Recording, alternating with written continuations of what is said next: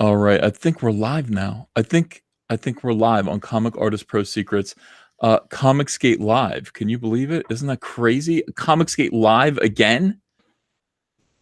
We're doing it. We're doing ComicsGate Live. All right, let me just pull up the chat and we'll just see if anybody's in here.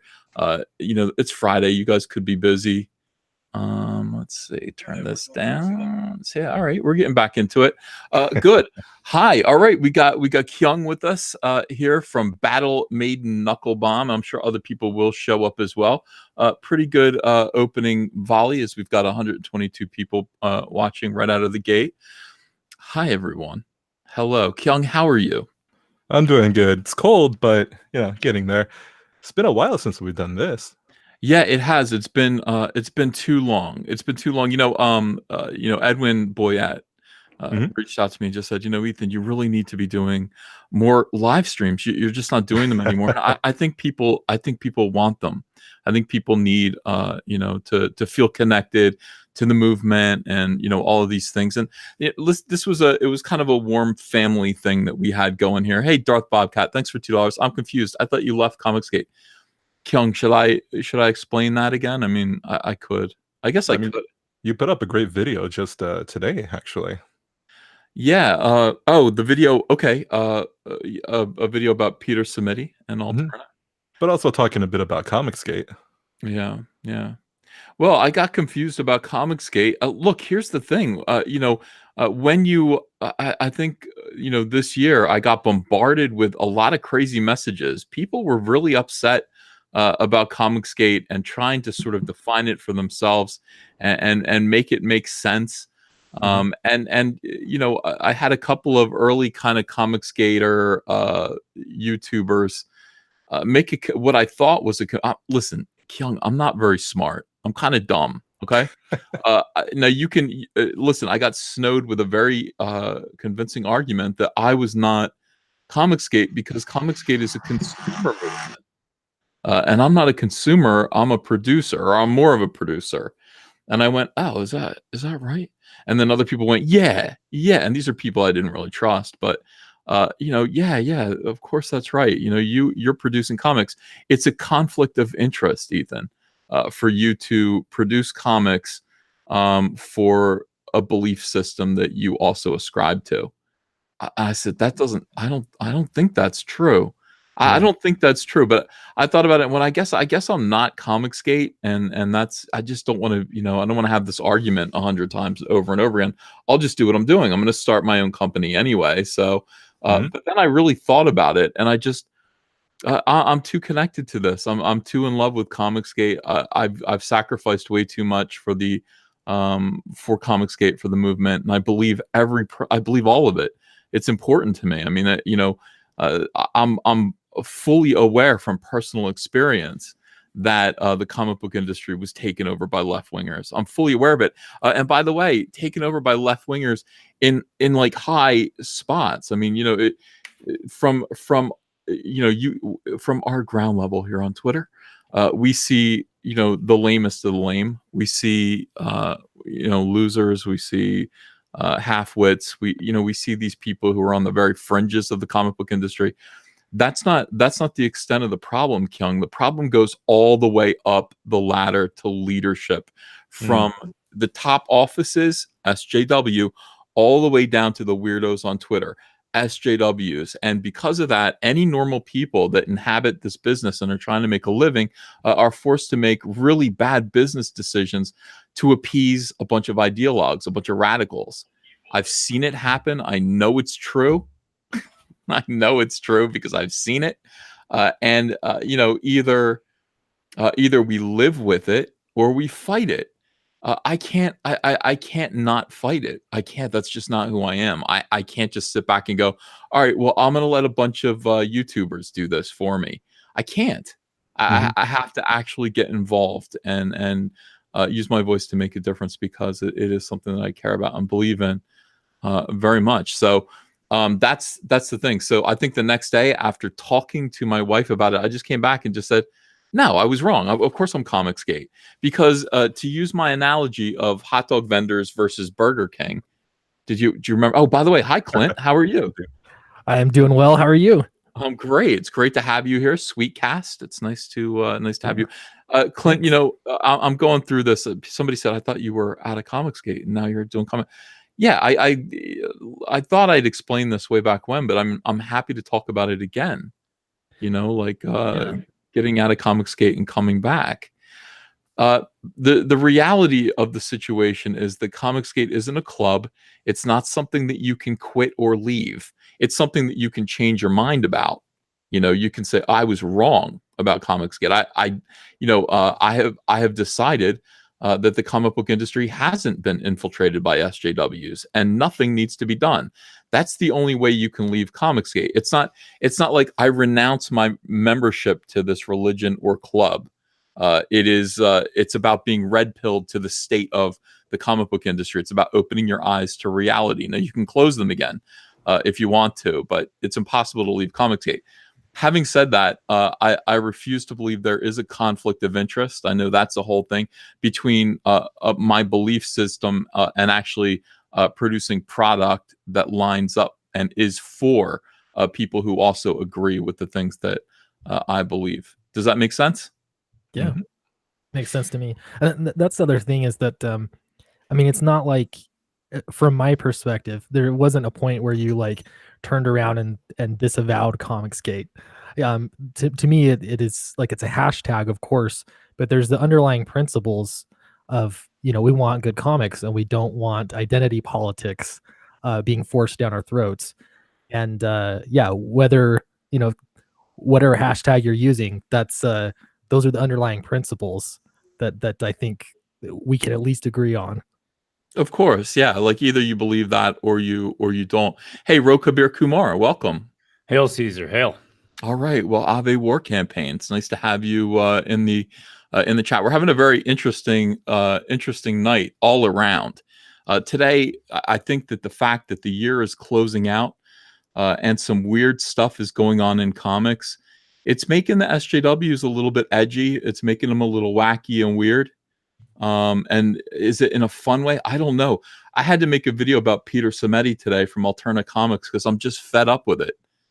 I'm just fed up. Like I don't do that with my channel normally. I don't make a lot of like ComicsGate videos because so many people make ComicsGate videos and they make them well. I mean, Sweetcast, your videos are good. I mean, you say it. I think you're far more articulate than me. So Thanks. I don't know about that, but thank you. No, without question, you're more articulate than I am because you are an educator and you are very, very, you're articulate. So, see, I couldn't even think of a synonym for articulate quick enough. That's what I'm talking about. But surely, I mean, today after seeing, Ro, did you see these guys? Did you see, Peter Samedi? And his issues on Twitter today with the SJWs. Yeah, I've been seeing what they've been saying about him. He's been getting attacked by everyone, I think, almost because he's not taking a stand in either direction. Everyone's just eating him alive. Yeah, he's neutral, Yeah, that's the thing. Yeah, he's actually, I mean, I've got a pull list where I just get everything from Alterna. I like his style. I like the newsprint idea. I like the fact that you can get a whole lot of stuff. The kids are reading a bunch of stuff, trying out different kinds of books, and the guy's got a great attitude. I mean, what else do you want? Yeah, I think I said it in the video that I made today, and I think it does need to be just restated. It's like this is a culture war, whether you believe that or you're in denial about it or not, it's gonna come for you. If you like comics, you want to work in comics, you want to talk about comics in any way, or make comics a part of your life, you are going to have to decide where you stand. You're going to have to. They're going to force you to. And I think they're forcing him.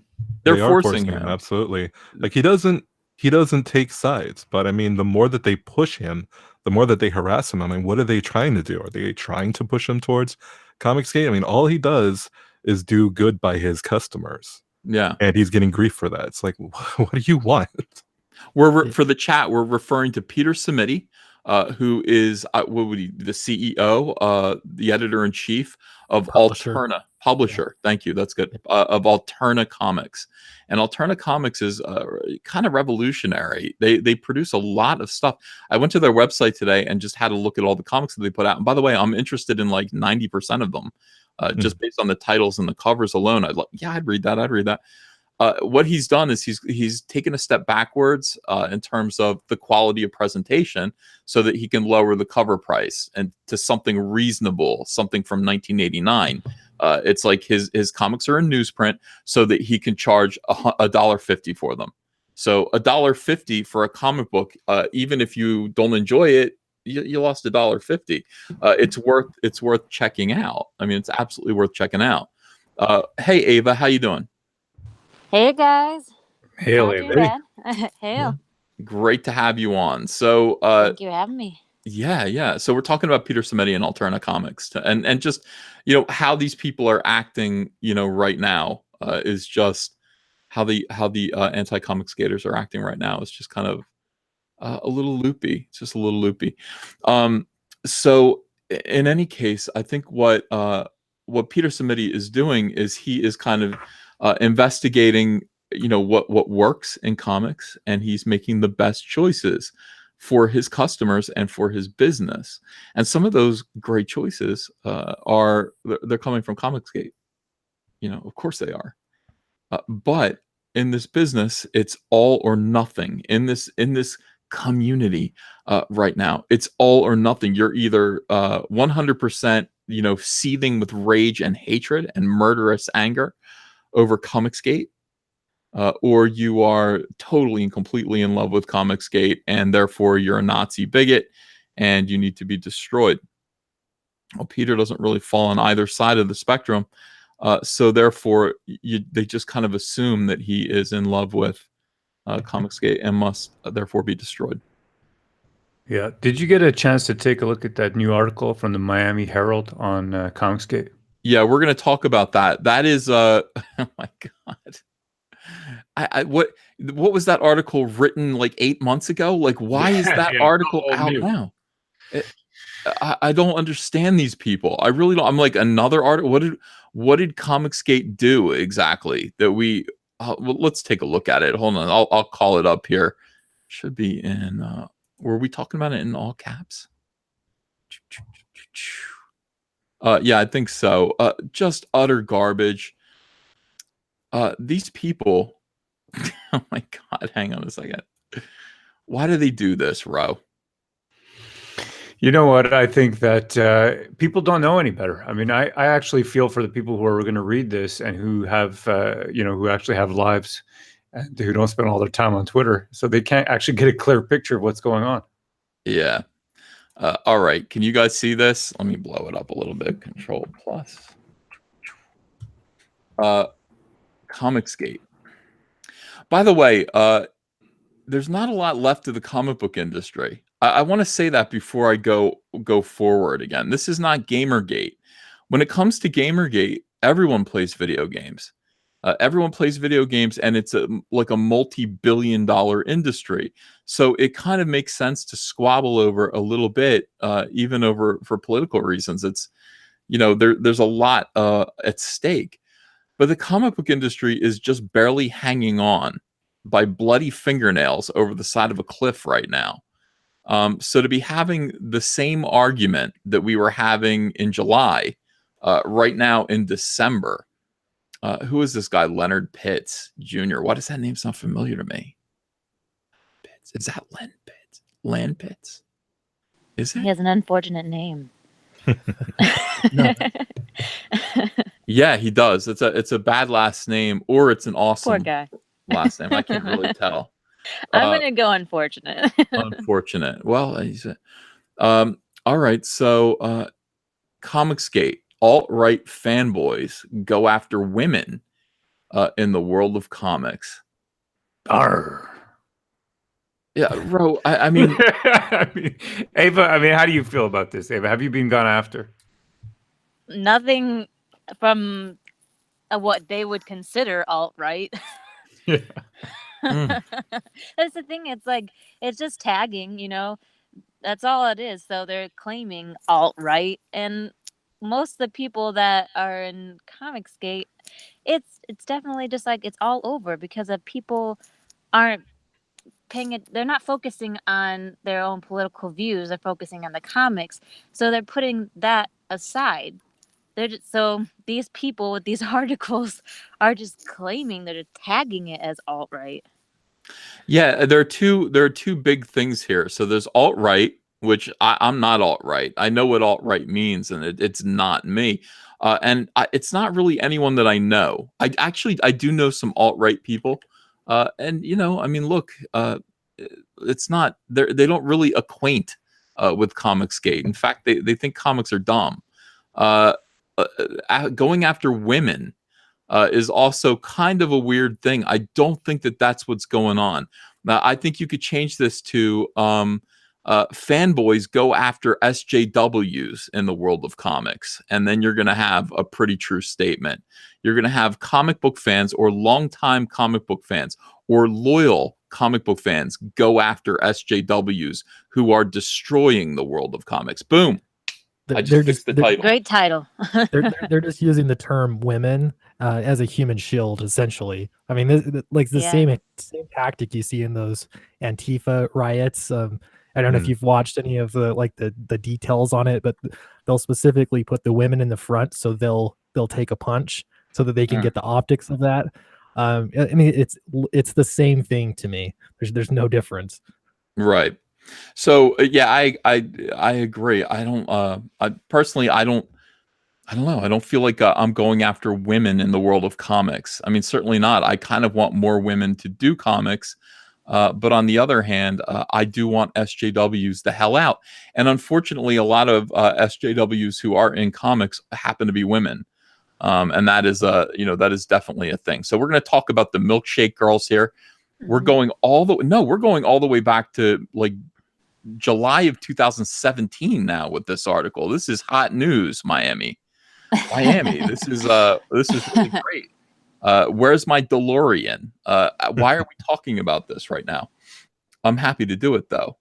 Mortal V says no, it should be comic writers go after women in a world of comics. Cough Border Town. God dang. Yeah, that is true. More like SJW males.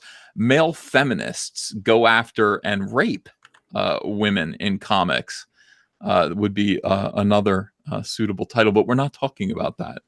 We're talking about the Milkshake girls. All right, so no one knew the alt-right had come to comic books until a group of coworkers went out for milkshakes. This was was it July? It seems to me like it was April or May. July of 2017, a few days after Florence Steinberg died. The woman Stan Lee dubbed Fabulous Flo had his Gal Friday at Marvel Comics in the early 1960s, back when that term was still used to describe. I should be doing this in a soy voice. I really should. A few days after she passed, a group of Marvel women went out for milkshakes in honor of their foremother. The women took a selfie, and one of them, an assistant editor named Heather Antos, who has been fired from Marvel Comics and is now miserable, posted it to Twitter. "It's the Marvel Milkshake Crew," she wrote. And this is, I think this was the first time that everyone kind of got to see the faces of the women who were fucking up Marvel Comics. Now, if you were reading Marvel Comics during this time period, which was at the height of SJW, the SJW incursion, you started to see a strange phenomenon.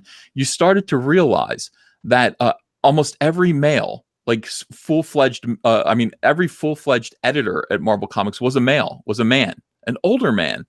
And then all the it's like the assistant editors uniformly were all women. They all had female names. There were no female full-fledged editors. They were all male, and there were no male assistant editors. They were all female. That's weird. And not only that, all of this wackiness was coming through. These people, these names that people recognized as assistant editors, were insulting people on Twitter, and were saying things like, "Hey, if you voted for Trump, we're going to remember who you are," et cetera, et cetera. Even if Trump loses, we're still going to remember who you are. Threatening, ominous, weird tweets. They were combative with the fans. They were calling them bigots and racists and Nazis. This was when people got to see their faces. Now, Ro, how do these women look to you? A scale of 1 to 10, just generally. I would say body, face, personality. I would say probably an 8.5, a 9.1, and probably a 3 out of 10. Yeah, okay. So, but that's important. The 8.5, 9.1. Ro knows women. Right, so yeah. Well, let's say women know me biblically, but the thing is that here it's their personalities that are really reducing their attractiveness. That's really what it is, and it's not so much the fact that they're drinking milkshakes, but the fact that they're acting coy about what they're doing, and they're also diminishing anybody else there who's got talent and wants to break into industry, but doesn't necessarily have what it takes in the body face department.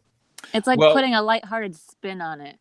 Yeah, what it is it's a picture of all the women literally and figuratively sucking at their jobs. That's what it is. And you start to realize that I accept Ro's assessment. I think they're lovely. How come there are no fat warthogs? How come there are no disgusting looking women there who are just super bright and who grew up loving Marvel Comics and really were qualified for the job? Isn't that strange? Isn't it strange that they're all lovely young ladies that are all in the power of older male editors, male feminist editors over at Marvel Comics? Isn't that strange? Yeah, absolutely. Mind you, you know what though? Absolute power does corrupt. Well, that's right. And I think everybody kind of drew the same inference from this photograph all at once. They're watching their Spider-Man comics come through with egregious spelling errors and typos while they're being insulted by the names that are in the assistant editor box in the credits on Twitter. They're being insulted. And then they see this photograph and everyone kind of snapped. Now, it had nothing to do with, hey, girls power, girls can't be seen, all of the stuff that they said.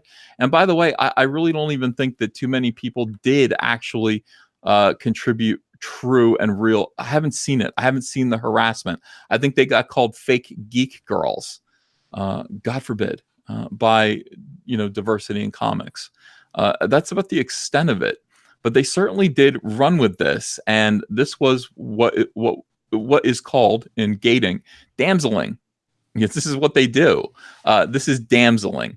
Damseling is once it reaches a point where criticism has reached a fevered pitch. Once SJWs have been noticed and the fans are reacting to the terrible things that they're doing, SJW's next move is to find a female victim who has been harassed and then parade them around as a way to silence the criticism. This is, hey, they've been harassed. Now it happens everywhere. It happened with Star Wars with Rose Tico, Kelly Marie Tran just now. It happened to Magic the Gathering. Jeremy Hambley will tell you all about some random cosplayer that announced that she was being harassed by Jeremy and she had to leave. They always do this. And let's not forget Gamergate. My God, that's all about damseling. So this is a technique they use because men are gentlemen. I don't want to criticize these women. It goes against my instincts to criticize these women. Absolutely. I can't, maybe what it is that I'm thirsty and that thirst can only be quenched by the ACV, but I take a look at these lovely ladies and I can't hate them, Caesar. I can't. I'm not asking you to. I would never ask you to. You guys are being so sexist. Goodness, you should hate people not based on their gender, but what they say. Well, that works for me. Okay. Unbelievable. Yeah.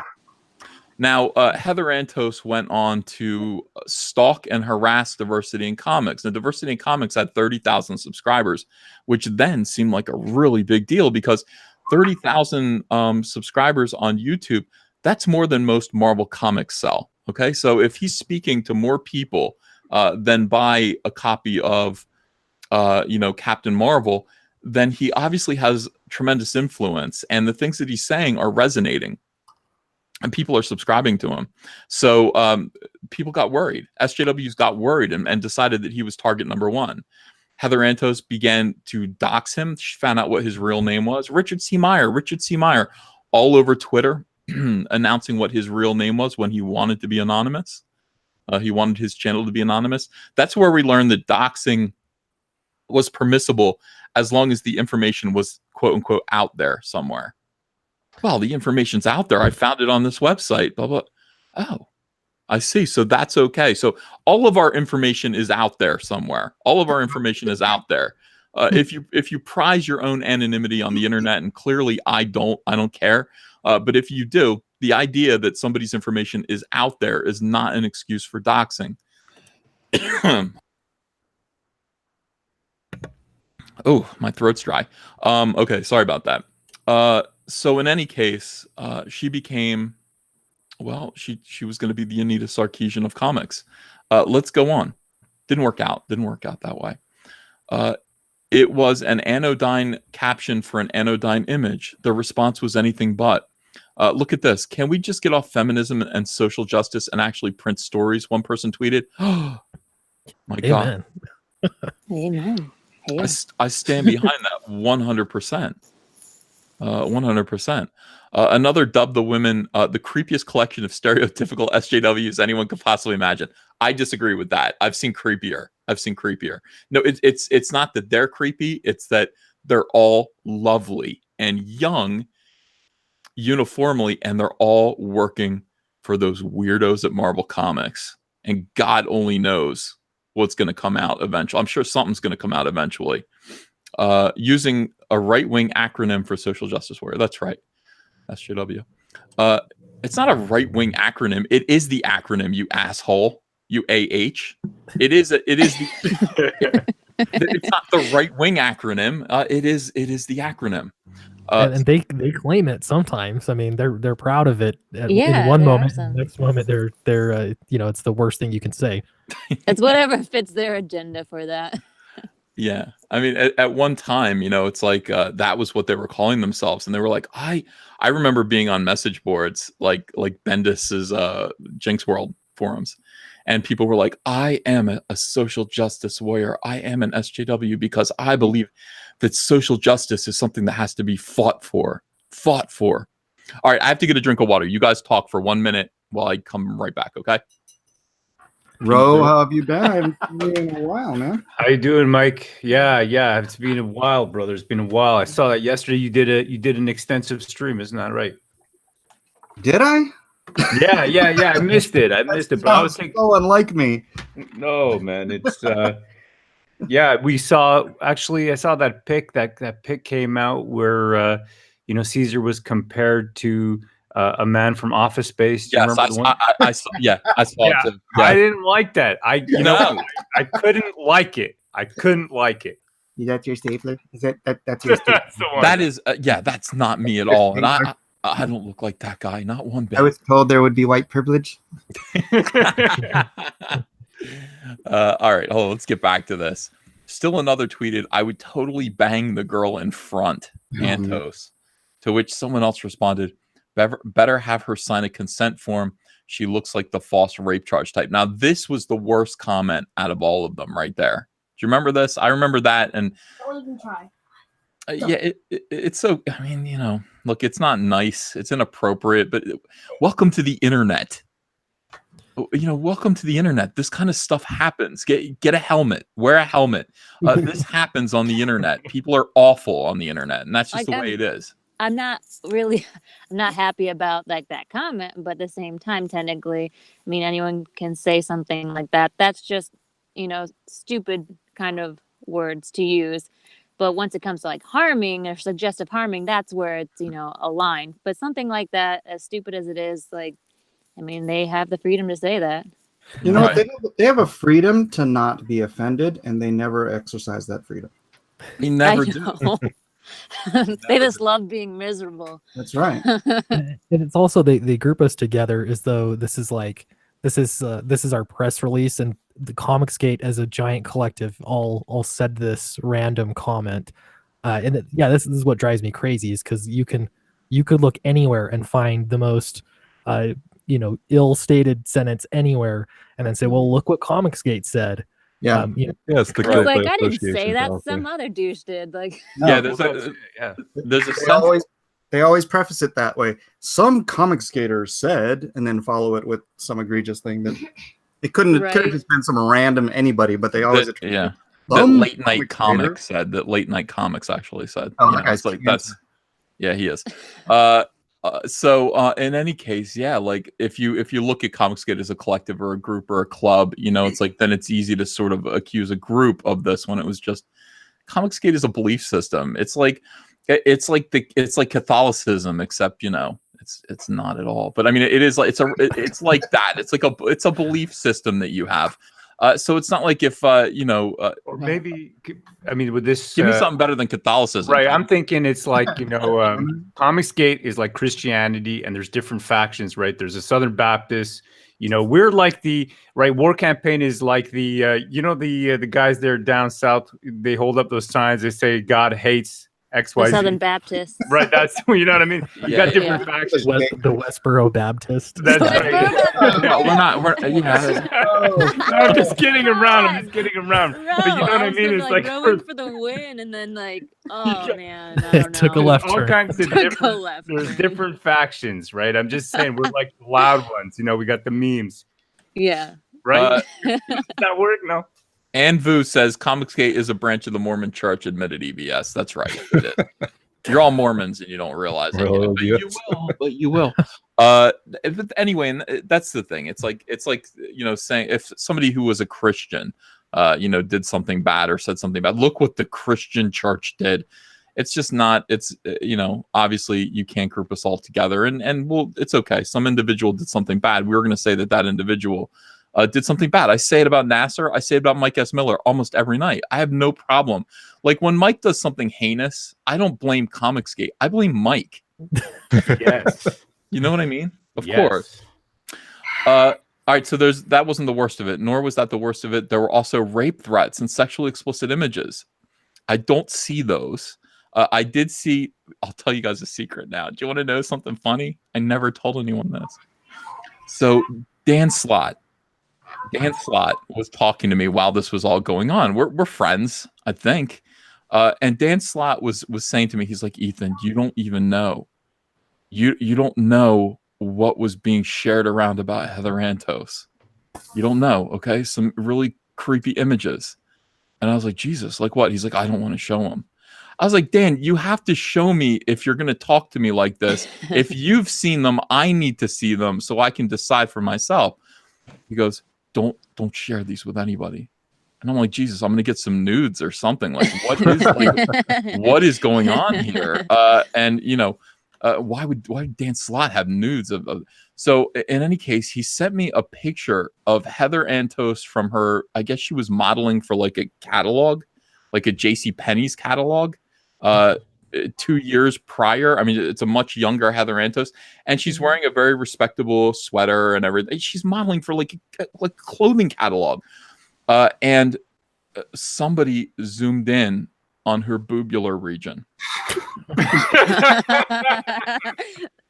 Oh, Someone man. zoomed in. That's what it was about. That was what it was about. I said, and then what happened? And he's like, "That's it. You don't think that's disgusting?" And I was like, It's no. not even a camel toe. It's like just zooming into Yeah, her boobs. on a Like, sweater, and it like, you know, there was nothing. I'm telling you, you know, when you say yeah on the boobs under a sweater, you might think about you know, Sweater Girl from the 1940s. What was her name? Somebody knows. Nobody knows. Yeah. But you know what I'm talking like. But no, it wasn't like that. It was just, you know, honestly, Sweaters.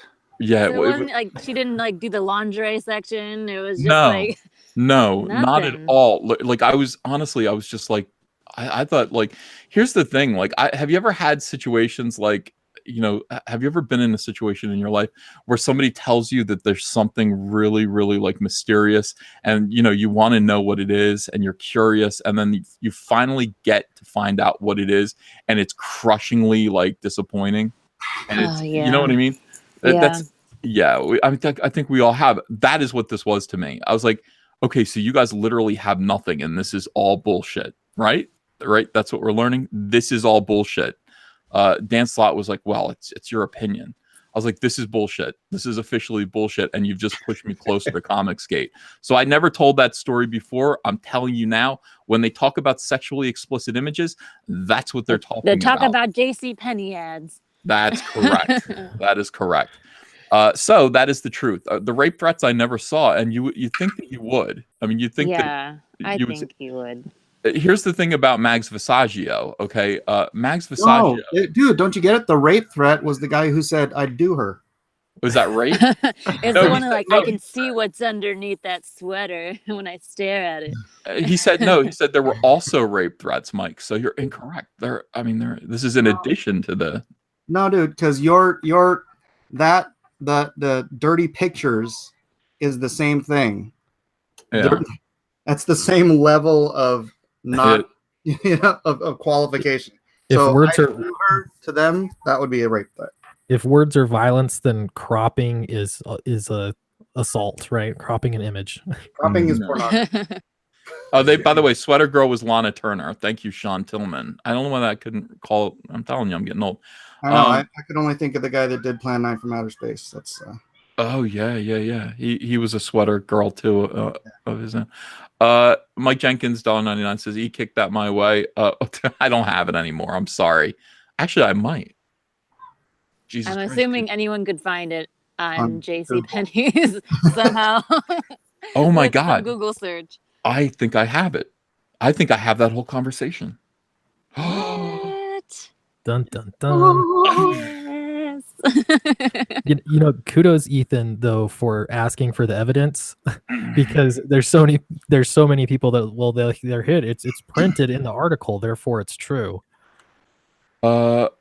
Next. All right, That's well, which is horrible. That's like the worst. I'm about to blow this wide open. I'm about to blow some minds because I still have all of the tweets that I shared with DanceLot. And I should be able to find that exact photograph. Oh, I can't show the photograph, can I? Considering that this If poor it's girl- not porn, Well, it isn't. It It's isn't. fully clothed. it was published. Yeah, it's published. It made it into an ad. Okay, I gotta keep looking here. I'm scrolling backwards. I'm at 4th of December 2017. This would have been This is back, impressive. I guess. Yeah, this is gonna be crazy. Oh, right on, man. We're gonna dox it, right? Yeah, I might. Let me see here. I gotta look at it again. All right. November. Is this wrong? What is what I'm doing wrong? No, Nope. no, Right. it's No, right, no. no. She doxed herself by being in a JCPenney ad. I mean, in a way, it's like, how much longer is this going to go on? How much longer is this mythology going to continue? You know what I mean? The sweater. This might be a video. I might actually make a video out of this rather than just blow it on a live stream. Yeah. You're the one that hypes Do this both. up. I Just know, use I us know, I down, know. No, man. it's better to hold it in. It is absolutely better. Again, just crop this out of your live stream and make a video out of it. That's Uh, right. I'm still scrolling. I'm in October. I was talking to him in October of 2017. Yeah. I'm talking about how that's bullshit. Oh, there it is. I found it. Yay! Yes. Oh my God. Okay. You're so proud of yourself, aren't you? right Oh now? my God. Oh my Just God. all It's over again. right here. It's right here. This is it. This is it. Get ready to find out. Oh my God. Is this wrong? This is, oh my God. So wrong, it's right. He actually says, do not share this. Oh, you gotta share. Well, I feel like it's Oh. been a while. Is there like an expiration date on this or no? Yeah, well, on the sharing game. this is from October 10th, 2017. Totally. You know, you past could the take years. I it. think You you're could good. take it and do a Google image search of it, and then just post what you find on Google, because that's Technically the link of Google. Oh my God. All right, Yeah, balls to smart the man wall. over there. Show it. All right, get ready. We're showing it. You guys are about to see. So just we're gonna break this out because I'm tired of being lied about. Frankly, DanceLot, I'm sorry, but you're gonna have to understand if you were being lied about like this, and you had the receipts that you could produce, you would do the exact same effing thing. So I am going to produce some receipts right now. This is the sexually explicit content about Heather Antos. Can you see it? All right. Zoom in. Zoom in more. All right, hold on. Well, I mean Start that's what we zooming have to in do, right? on Heather's body parts. Okay, so let's. This is her Did I just lose shoulder. it? There were rape threats, he says. Hold on. Scroll down. All right, here it is. So this is it right here. Fantastic. This is it. He It's a nice starts letter. zooming in on Heather's body parts. I said, "Oh yeah, I saw that. I'd seen this already for some reason. This was on Twitter. I saw that." And this guy right here, there's nothing to enhance. I mean, this is just, He's like, it's not zoomed in enough. this is what it is. Barely Okay, see so I this go, letter. "Oh yeah." So he said, "Pick after pick, zooming in on her." Okay, I said, "Yeah, yep," and they're all joining in and laughing about it. I go, "Who is?" And he shows me some receipts of this kid here, who I'm not sure if he's still on Twitter. Yeah. But careful with zooming in on body parts, you might get in trouble, he says. And then he says, "Yeah, she's gorgeous." And then, like, you know, with eyes with the hearts. Oh, yeah. Members of the diversity in comics group. And then different members of the group started telling other guys to take it down and scrub the tweets. Quite right. That's what happened after this. So you have one guy here who was doing this, which is very, very mild, in my opinion. Very mild. And then you have diversity in comics fans. That's you guys. That's you guys in the chat saying, "Knock it off and take those down." Now, again, you're being lied about every single day. This is what they're sharing around. This is what they're sharing around and talking about you guys as though you're rapists. This is what they're showing, and this is their proof. This is what they're saying, and they're telling other people who are writing magazine articles that you guys have sexually explicit pictures of a young lady who works in comics. It's a lie. It's a lie. You have one guy doing this. This is exactly what it is. This is what they were talking about, and they were treating you guys like you were rapists. How do you feel about that? Well, this is it. Go ahead. I was just gonna say again, this is like attributing random quotes from people and saying that applies to me. You know, when people call me, tell me I'm a hateful person on Twitter. Yeah, it upsets me, because if they're gonna make that accusation, I'd like it to be backed up. Personally, I have no desire to zoom in on pictures like this. Having said that, this does not constitute a sexually explicit image. And so when that gets applied to me and my friends, yeah, that bothers me. Yeah, it bothers me too. You know, at some point, I just have to say, all right, now when this initially happened, I can go, all right, yeah, that's. But see, the problem is now we find ourselves in a position where legend has grown. Okay, the reality of what actually happened with the Milkshake situation has been blown up into something that just isn't real.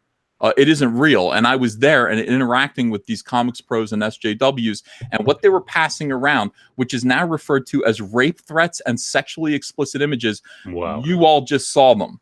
So at some point, truth has to come out. And you just did it, yeah. And people have to actually see what they were talking about, just for the sake of history. So this article is full of lies. It's just full of lies. And this is in the Miami Herald. In the Miami Herald. Amazing. Amazing. This is really the, I would say, the explosion of an idea, the expansion of a myth in action, isn't it? To create this idea in people's heads, the normal people's heads, that we are a gang of absolute savage rapists. Mike, how do you feel? What are your thoughts? I don't know. This is kind of why I wanted to get out ahead of this, like, so long ago. And remember, I kept saying, let's control the narrative. But that seemed to be... That was the narrative. I should have controlled it. We should have controlled the freaking narrative. Because now it gets out of hand, and you're just gonna get people believing this crap because it's in the newspaper or whatever website. Yeah, the chat is... You can't get back out ahead of it without a larger media source to combat it.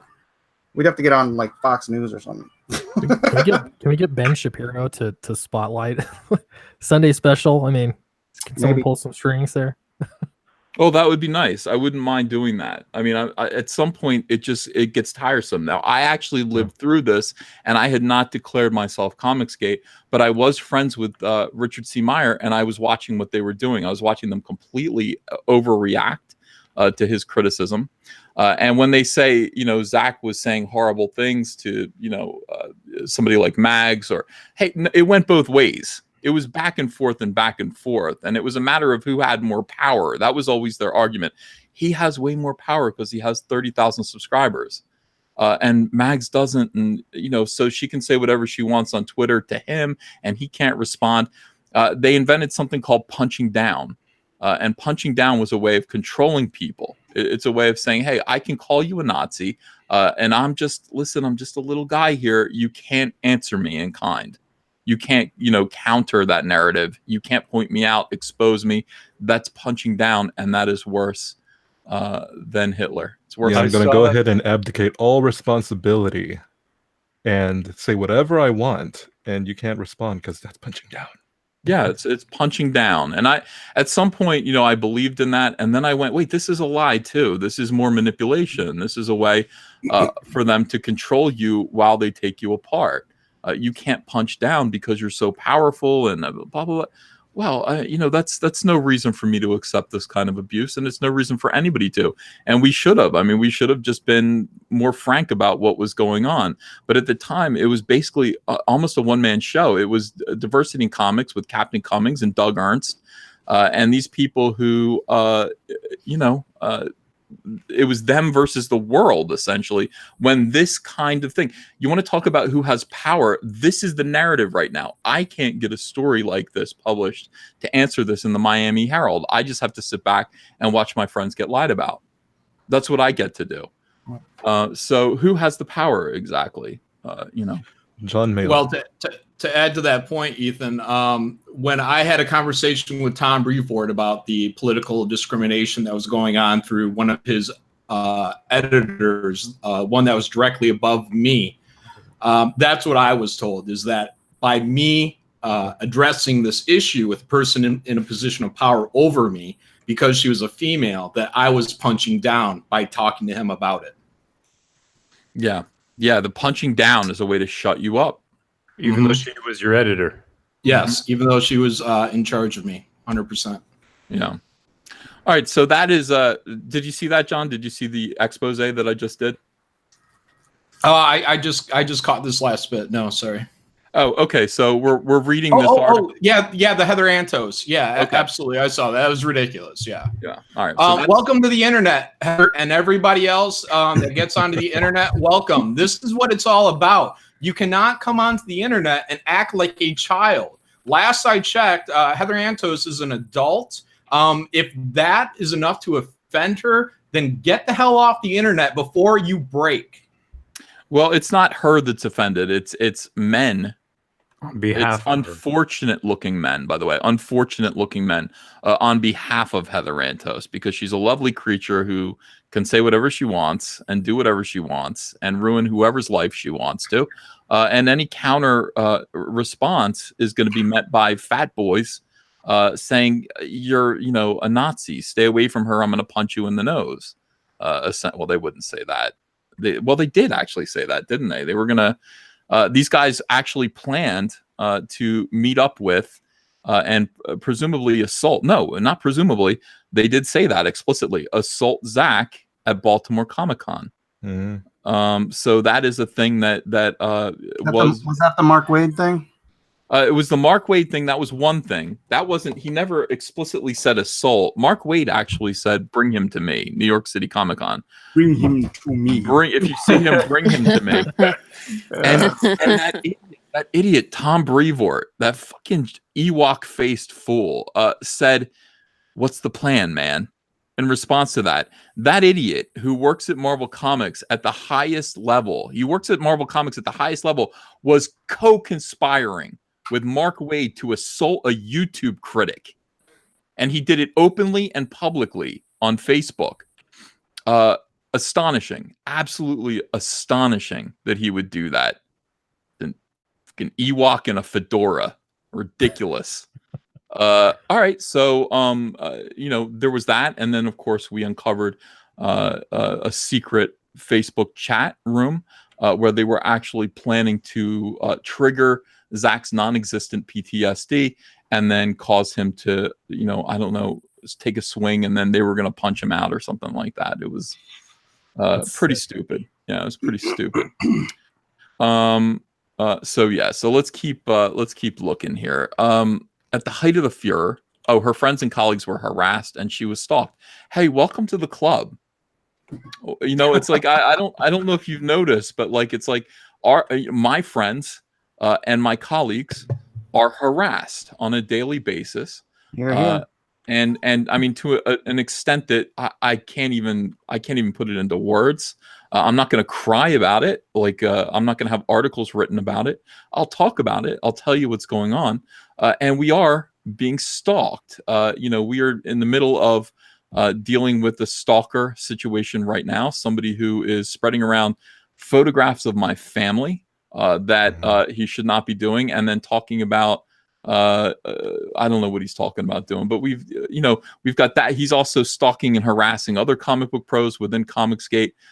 This is uncomfortable. I will say it is uncomfortable. So I don't know if they've received. Well, I don't think it's about crying at that point. With all due respect, Caesar, but I think it's actually about personal safety. There's a difference between playing victim and simply protecting yourself. Yeah, absolutely. Yeah. That's the thing. We have to be aware. I don't think anybody's received a butthole photograph. Oh wait, I have. I did. Somebody sent me a photograph. Did you zoom into it and just like? Dude. Oh, Ava, don't ever look. Was there a sweater? Oh, it was so bad. I've never seen a man from that angle. I never have. It's time for first. I'm very glad to hear that, Ethan. Yeah, it's yeah, it was upsetting. And by the way, at the time that it happened, when it happened, I was like, yeah, this is just par for the course. This is like what's going to happen to me now. People are going to literally send me pictures of their assholes on. Like, I'm so used to being harassed at this point that like I don't even have like the basic self-respect left enough to go, wait a second, that was illegal. Like that was wrong. Wait a second, I shouldn't be seeing someone's asshole. Yeah, like I didn't ask for that. Like just for a second, you had to like question it. For a second, I might. And for people that don't remember that wasn't just some rando from any fandom. That was a professional that works for DC Comics and the co-creator of Spider-Gwen. Yeah, this is Robbie Rodriguez. This isn't just anybody. This is Robbie Rodriguez. He sent a picture of his anus to Ethan Van Sciver. This is ridiculous. This is a whole new level. And the industry had barely even made a mention of it. No, they hid it. They were all. You know what their reaction was? Their reaction was shit. Now he's got. Like that was their reaction to that. Like, oh, now he's a real victim. Now what do we do? Like these people do not have. I mean, they're completely dishonest, and they have no actual. I don't know that they have no standards for themselves. It's about this is a game to them. It's not like, oh boy, that's a real shame. I might not agree with you, but like what he did was really wrong, and he should be punished for that. No, it was nothing like that. Well, I received no dignity for that, no human dignity for that. What's someone's thought process to go to that level? I mean, like I really feel like this is going to send a good message. Probably a soy high. You know what? A soy high. Well, like most SJWs, I mean, I think there's something off. I mean, there's something wrong with these people. There's really something off there. Not to mention no one considers this normal behavior. Perspective. He could have been doing this out of love. Do unto others as you would have them do unto you. Maybe he wants people to send those pics to him. Send all butt pics to Mike. All right. Mike said so. No. I think that's it, Mike. You're done for now. I'm glad you put that message out there. Let's all do it. There goes your YouTube channel. Yeah, I disavow, obviously. Yeah, hashtag don't actually send all butt pics. No, don't. Yeah. Actually, you know what? The correct term is chocolate starfish. I was waiting for someone to say something. Disgusting. All right, so let me go back to this. So she was receiving about 1,000 notifications, positive and negative, per hour. Well, that's great. And by the way, it was 99% positive. It was 99% positive. It really was. She received an outpouring of support from the entire industry. There was an article about it in USA Today. It was a little bit pushing it. It was a little bit wacky. It's a little strange that, you know, somebody said, I'd bang that girl, and she's in USA Today. It's a little strange. You know, I think that's a little odd. Welcome to the internet. Again, welcome to the internet. It was more about the fact that, you know, so many people were lining up to play White Knight to this beautiful young lady who was complaining, who was saying that she was in distress. So here's what so Santos posted a series of distraught tweets that suggested the toll the harassment was taking. The internet is an awful, horrible, disgusting place. No fake, Jake. Then 19 minutes later, how dare I post a picture of my friends on the internet without expecting to be bullied, insulted, harassed, and targeted? I don't recall any of this. I really don't. I didn't see it. And I was watching, and by the way, I was probably like, at the time, kind of like, hey, that's not cool. She's saying she's being harassed. Like, it was probably more on her side, just naturally, because when a woman, when you don't realize the girl, and you just thought, you know, she must believe her. Hashtag. Yeah, you go, wait a second. You don't realize she's an SJW. You don't realize that she's lying. You just go, that's a young lady who's saying she's being harassed for, wait a second, knock it off, assholes. Like, that's kind of, you know, that's a normal person's reaction. And she received, you know, quite a bit of support just based on that. She says, woke up today to a slew of more garbage tweets and DMs. By the way, I could post this every single morning, and I wouldn't be lying, for being a woman. Well, not that part. In comics, who posted a selfie of her friends getting milkshakes. I could do that part though, you know, if I had any friends to get milkshakes with. I think you just have to post pie pics. Yeah, pies, no problem. I mean, I can get people over here to eat pies with me because everybody knows that I am a pie connoisseur. How about an apple pie flavored milkshake? I've seen those. I've had that. Yeah. Alec Messer, I just saw your message. You said, hey, Ethan, any chance I could get a quick shout out? I responded to Donnie Cates' anti-CG tweet, and a ton of people went off on me, LOL, and I've spent the past something explaining I'm not a racist. No point. Don't even try to win that battle. I see you flinging around the N-word. You know, I mean, my goodness. Well, he was accused of punching down as well because they were trying to, I mean, just like yourself, Caesar, I recently learned what shipping means. And they were trying to say that Donnie Cates' Venom was in a loving sexual relationship with his costume and with the alien symbiote. And he refused that. And he was in this argument with a lady online, and she was saying that he was punching down on her. Yes. Look, I mean, if you're going to be called racist, you're going to be called racist. We all get called racist. It doesn't mean anything anymore. I know that it doesn't mean anything because I know myself, and I know I'm not racist. I'm just not. You're not. Right. I mean, you know, some of these other guys might be, but I know that I'm not. Don't forget, we are also neo-Nazis. Yeah, I know I'm not a neo-Nazi. I know I'm not. Although I did watch a nice documentary on Hitler's secretary today, which was very interesting. She lived until like 2002, and she was there in the bunker when he killed himself. Fascinating. Couldn't tear myself away. But that just confirmed. It doesn't mean I'm a Nazi. It just means I like history. That's all. And the same with you. I'm sure that you are not a racist. I'm sure that these people are just doing that to silence you, and you should just say F you. Just quick test here, Ethan. When you watch Schindler's List, who are you rooting for? That's who is there to root for? I'm rooting for the Jews. I'm rooting for the Jews that are making bowls. Not enough. I'm not rooting for Oscar Schindler really, because he is a war profiteer. How about Ray Fiennes? You're rooting for Ray Fiennes? No, not in that movie, but in some other movies I am. Absolutely. Absolutely. Just make sure you pass the test, you know. Yeah. I hope I pass the test. And she says, okay, so let's get back to this, Mike. All right.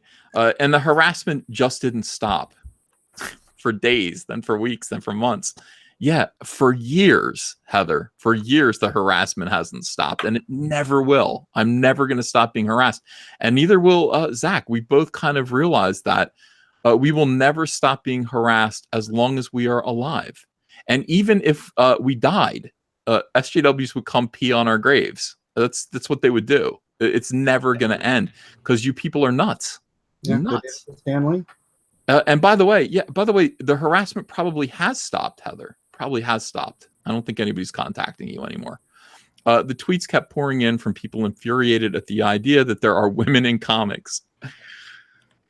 No, we're infuriated that there are asshole women in comics. There are women who are assholes in comics. There are also good women in comics, and there have been for my entire life. I've worked with all of them. You know, I've befriended many of them, and I know qualified people who are lefties. They're all leftists, but none of them are SJWs, and all of them were quite happy to work with me. Anna Senti especially, who was fantastic. We couldn't have been more different human beings, me and Anna Senti, but we still produced a beautiful book together. Many carried the then new hashtag ComicsGate. That's not true. That's what you called us. And then we said, all right, we'll take it. As movements go, ComicsGate was loosely organized, but certainly its most visible figure was one Richard C. Meyer, a little-known self-published comics writer who acted as kind of a ringmaster. Critic. You know, you see what I mean? You know, like he's in the center ring, like he's a... What do you guys think of this? They're just tagging it again, man. They just claim words for people, then they're like, let's just make it seem like this is the person that is bringing us all up and forming a big group and is, you know, a bad guy. Ringleader. The ringleader. That means ringleader. Yeah. What is it? The rest of us are just barking sills, you know. Yeah. We're This is the a animal. circus. Yeah, this is a circus. I'm the tightrope walker. You got good balance. War Campaign is the shock troops. We've already, they're my shock troops. I'm the bear on the unicycle. Is that okay? Can I be that? Yeah. Are you on a tightrope? You know, the only weapons we have are just memes. That's it. You know, Zach was basically and he still is. He's a YouTube critic. He's just an extremely effective one. He's extremely bright. He's articulate. He's really fun to listen to. And this is something that these people don't understand. He's extremely, when you listen to a Diversity in Comics YouTube video, you feel like you're hanging out with a pal who knows a lot about comics, and you're just hanging out and he's telling you some stuff. That's why Richard C. Meyer, and by the way, nobody should even know that's what his name is. He was doxxed by Heather Antos. That is why Diversity in Comics is such a popular YouTube channel and why he's so important, because he really cut to the heart. He's not alone. There are lots of YouTubers, and I love them all, except for Captain Cummings, but none of them cut to the heart of the matter the way Diversity in Comics did. None of them did. That's why he became so popular. Otherwise, everybody would be attacking Englentine, and they're not. They're not attacking Englentine. Why not? All right, so Diversity in Comics. Antos, he once tweeted, looks like a hooker from some random episode of Starsky. No, he didn't say that about Antos. He said that about what's her name from Teen Titans. Just recently. Starfire. Yeah, he said Starfire looked like a random hooker from an episode of Starsky and Hutch. He didn't say that about Heather, did he? Or did he reuse the joke? I don't know. No, he said it about her. Yeah, the one from the movie. Yeah. The movie adaptation, yeah. Oh, from the movie adaptation of Starsky and Hutch?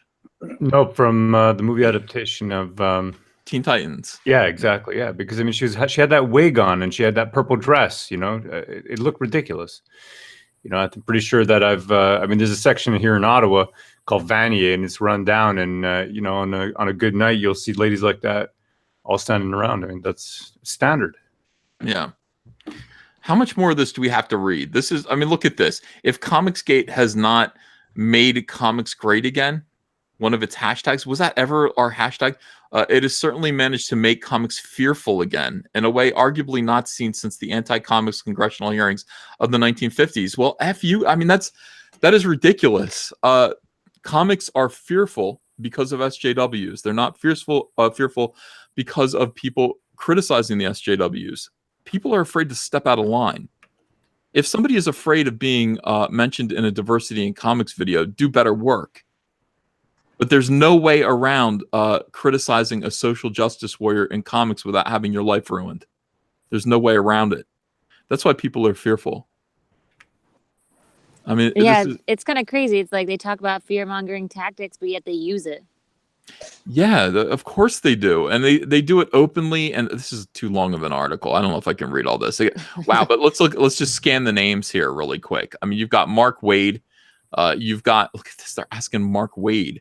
My feeling, says Wade, has always been, if the claim is that's what we're really after, that's what we were upset about, well, you won, so shut the hell up.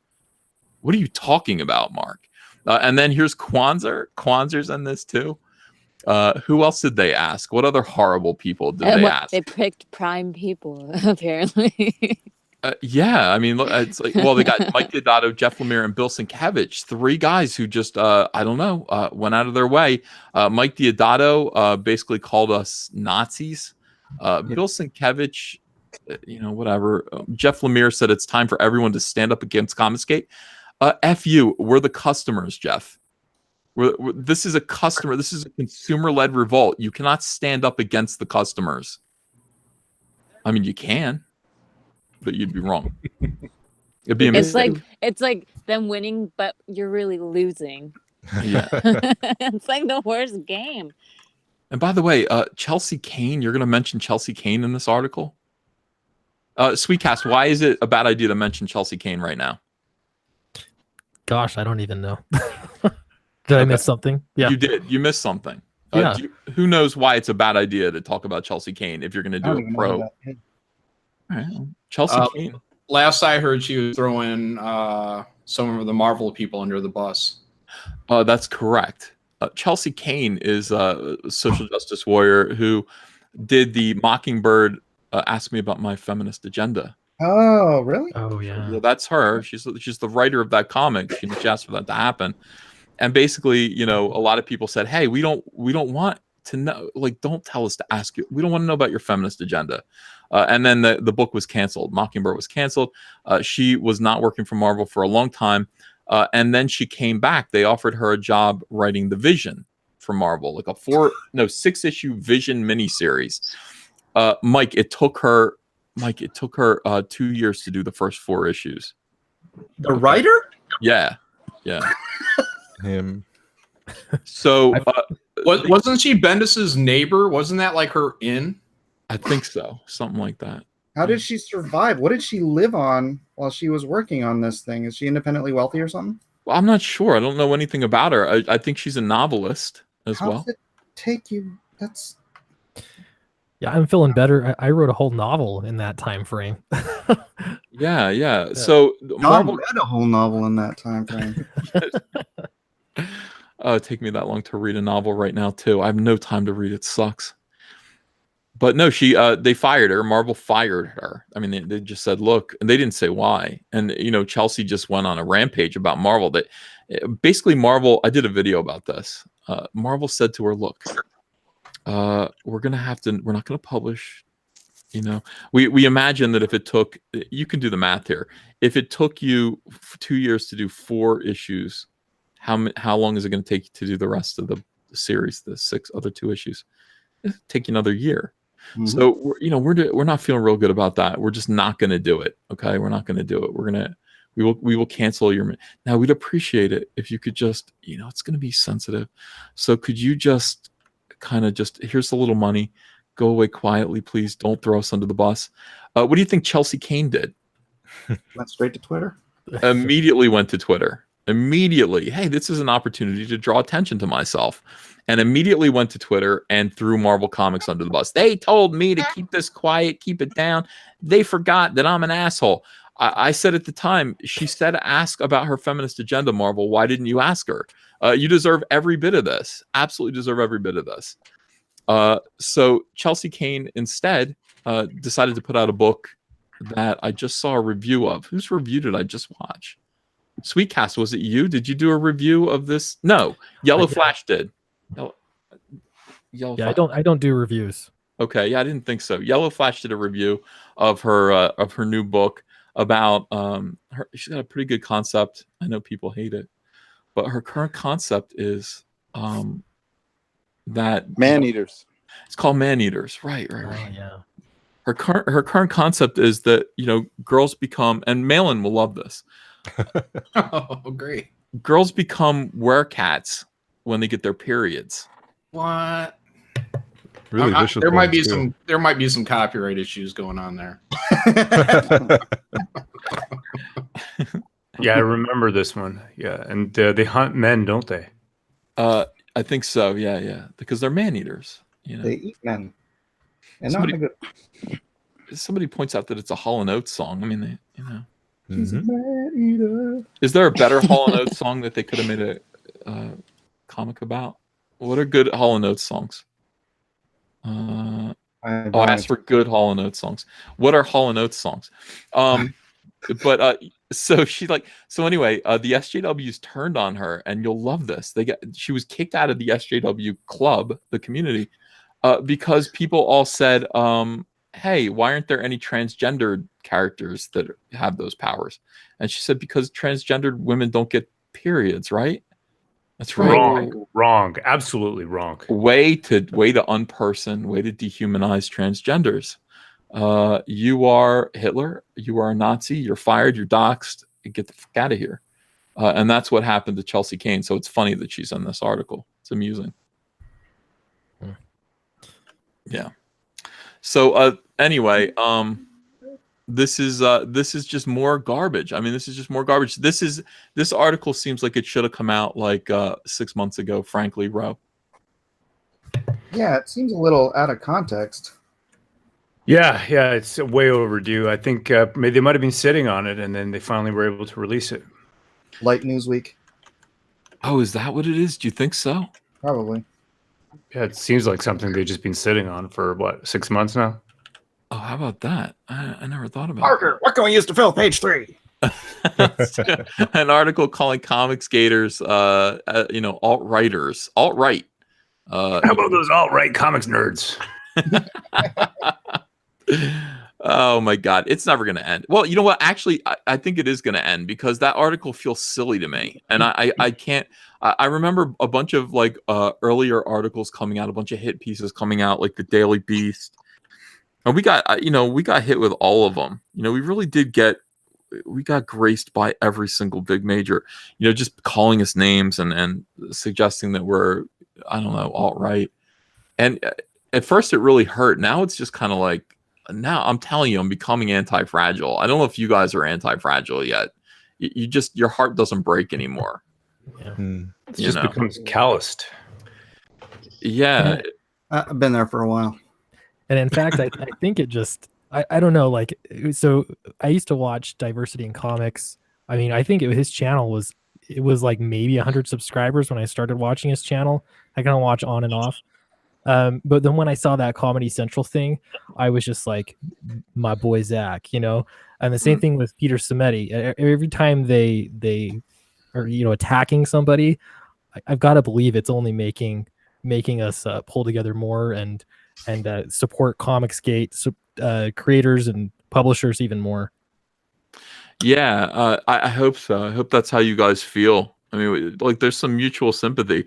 Today, I did that video, like I said, about Peter Simeti, and I just said, enough. I'm gonna start putting my money where my mouth is, and I'm really gonna start doing videos that are in defense of my ComicsGate brothers and sisters here, and people who agree with me about what's going on, and people that I watch getting kicked around and being called names. I'm gonna start doing videos defending them because I'm learning how to make really good videos.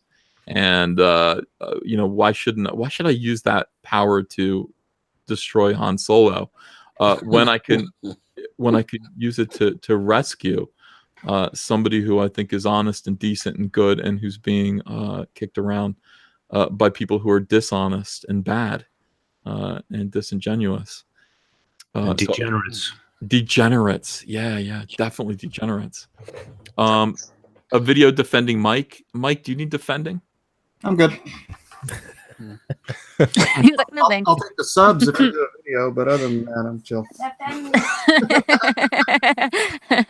I think Mike's indefensible. Personally, I don't think. All right, let me read some super chats. That LNC whatever. I saw somebody because I haven't blocked, but somebody else shared it, and it's like calling me a freaking neo-Nazi today. I'm like, wait, it's just so absurd. It doesn't even affect me anymore. So I'm over it. Yeah, I'm going to read these super chats and we're going to talk about LNC in a second. All right. I think that's worth talking about.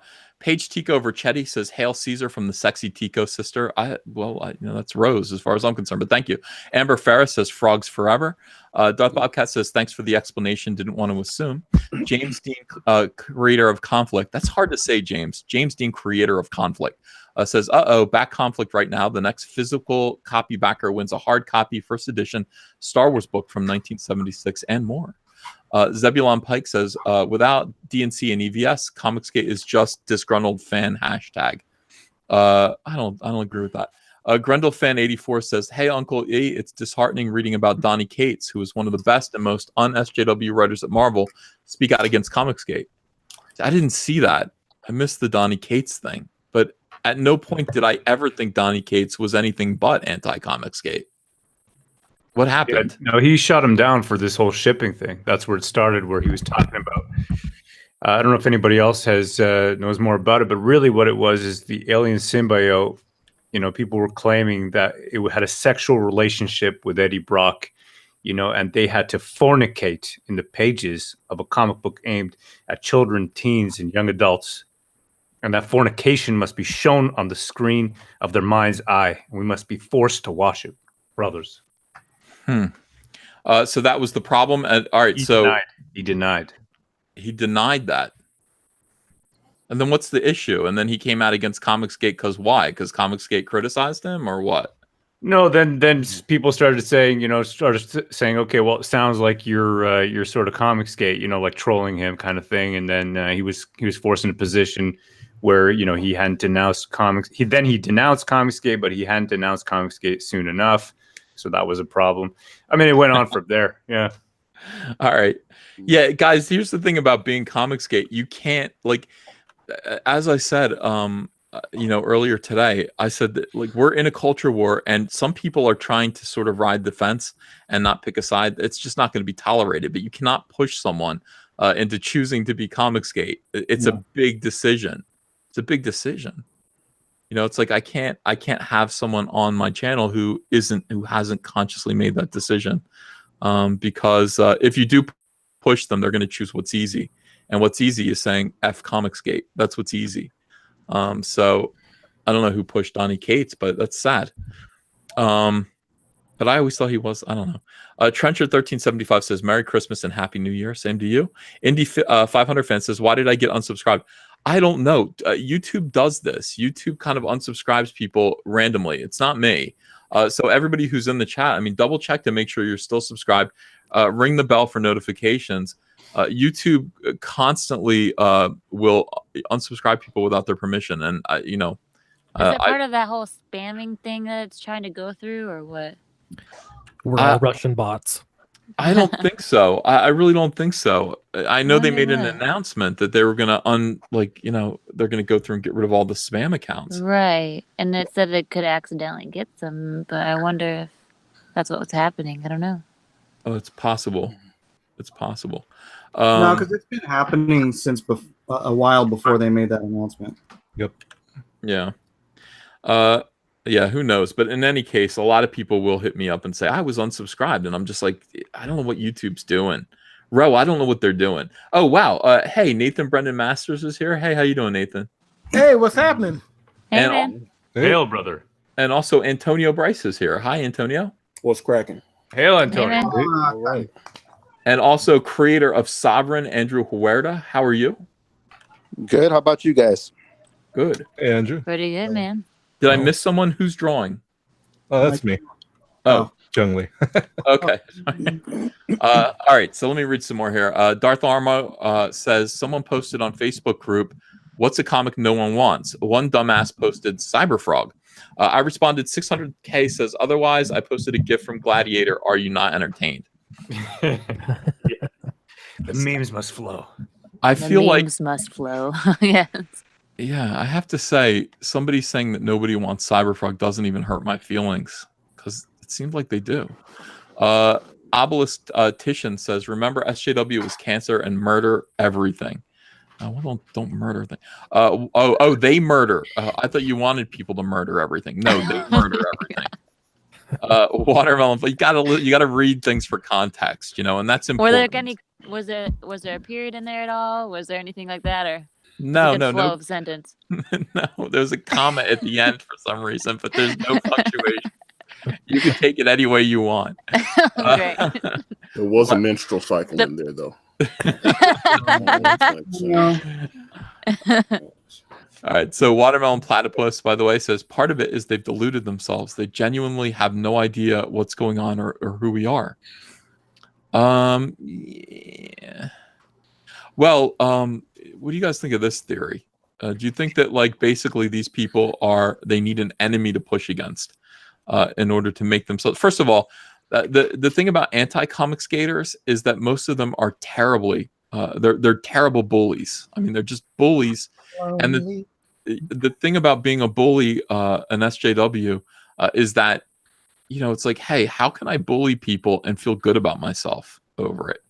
Oh, I know, I'll become a social justice warrior. Oh, I know, I'm going to be anti-ComicsGate, because people are already, there's enough propaganda out there saying that they're Nazis. I can do whatever I want to them. You look at Renfamous, you look at these people, that's what they are. I mean, they're professional bullies, and they've found a target that they can get out their bile on. And, what do you think of that, Mike? True or false? Absolutely true. Absolutely 100%, man. She's changed sides. I mean, you can just see the hate in her heart. It flows so deeply, right? She's changed sides. She flip-flops. Oh, you mean because she used to be a Republican? I don't think she was a Republican. She's just a fanatic lunatic, and she just literally switches sides. She just goes wherever the hate flows the deepest. So it can she feel needs that. the extreme. No, that's spot on. She's just full of hate, and she just switches targets. So she's a Sith Lord. Yes. Yes, brother.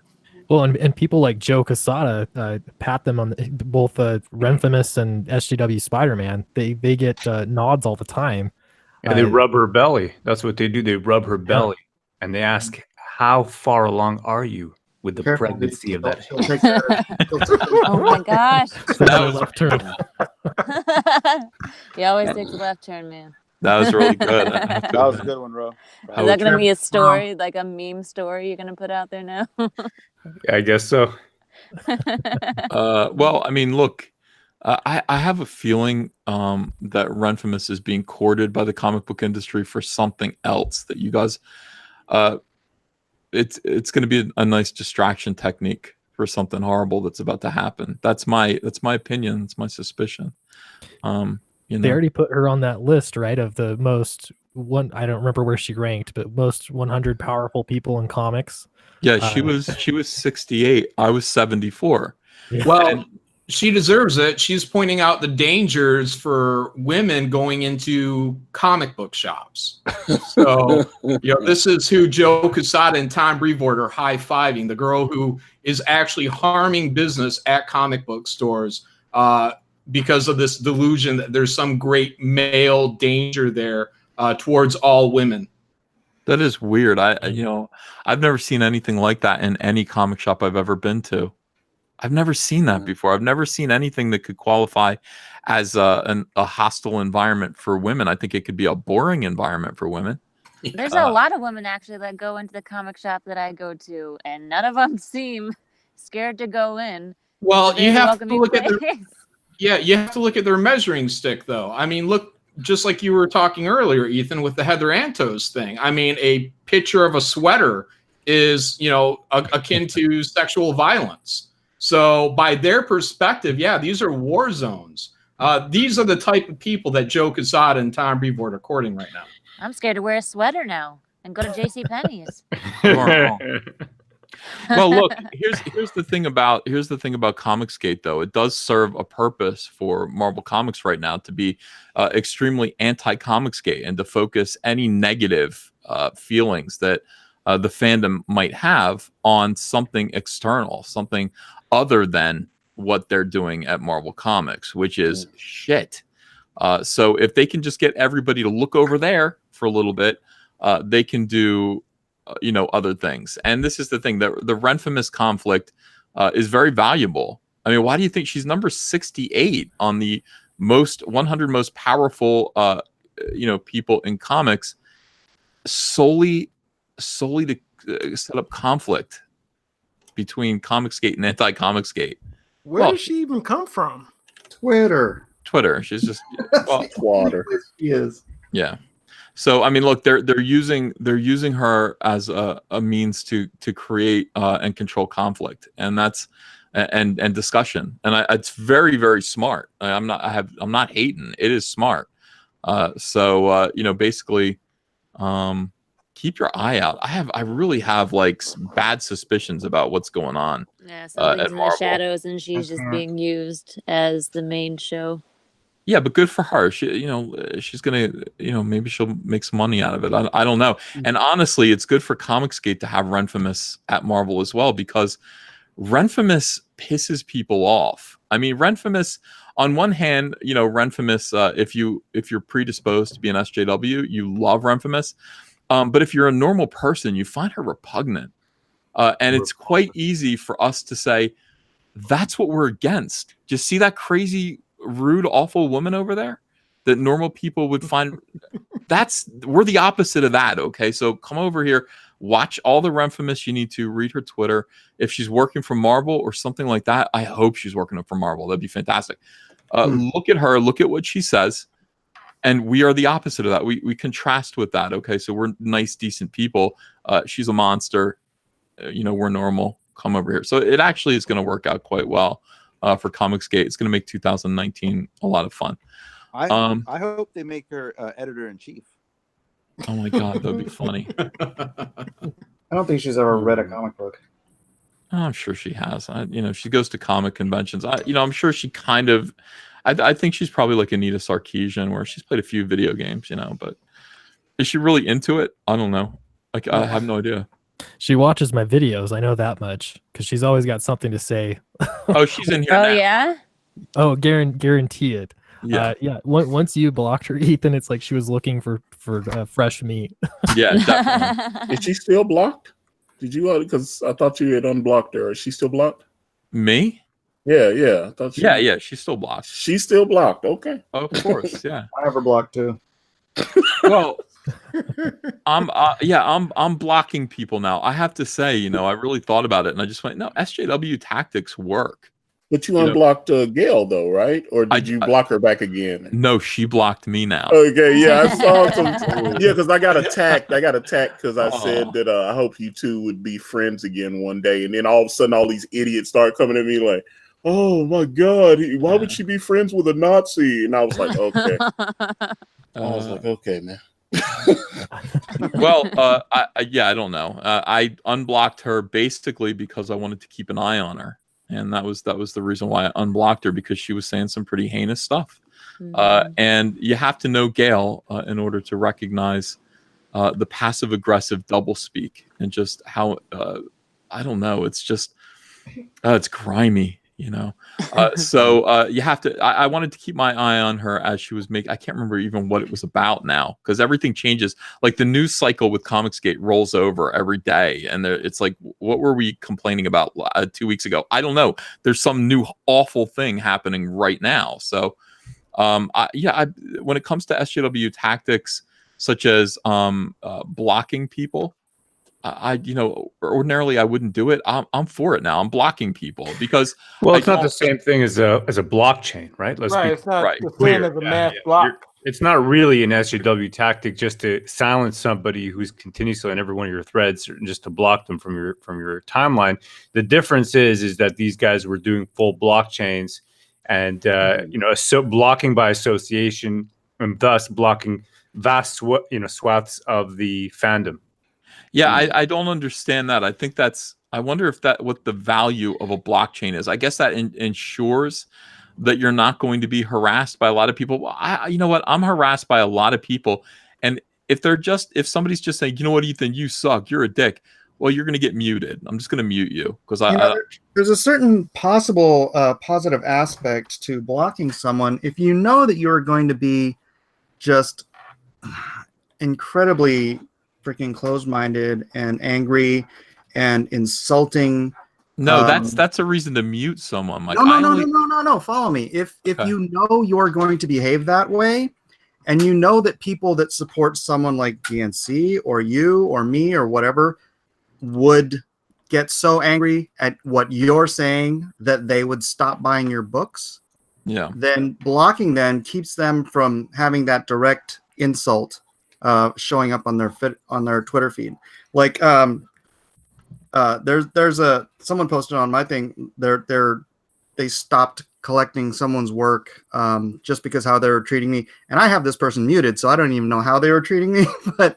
but you know, just the fact that you can say horrible things to somebody, you're gonna piss certain people off, and you're gonna lose readers.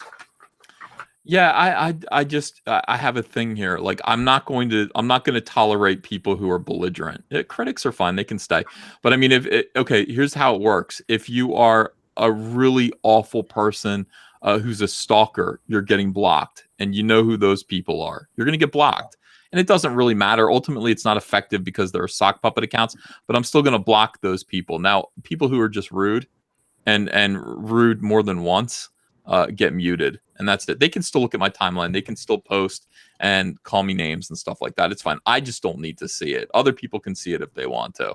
Yeah, no, I wasn't defending the practice. I was saying there might be a practicality to it to those people who are using it.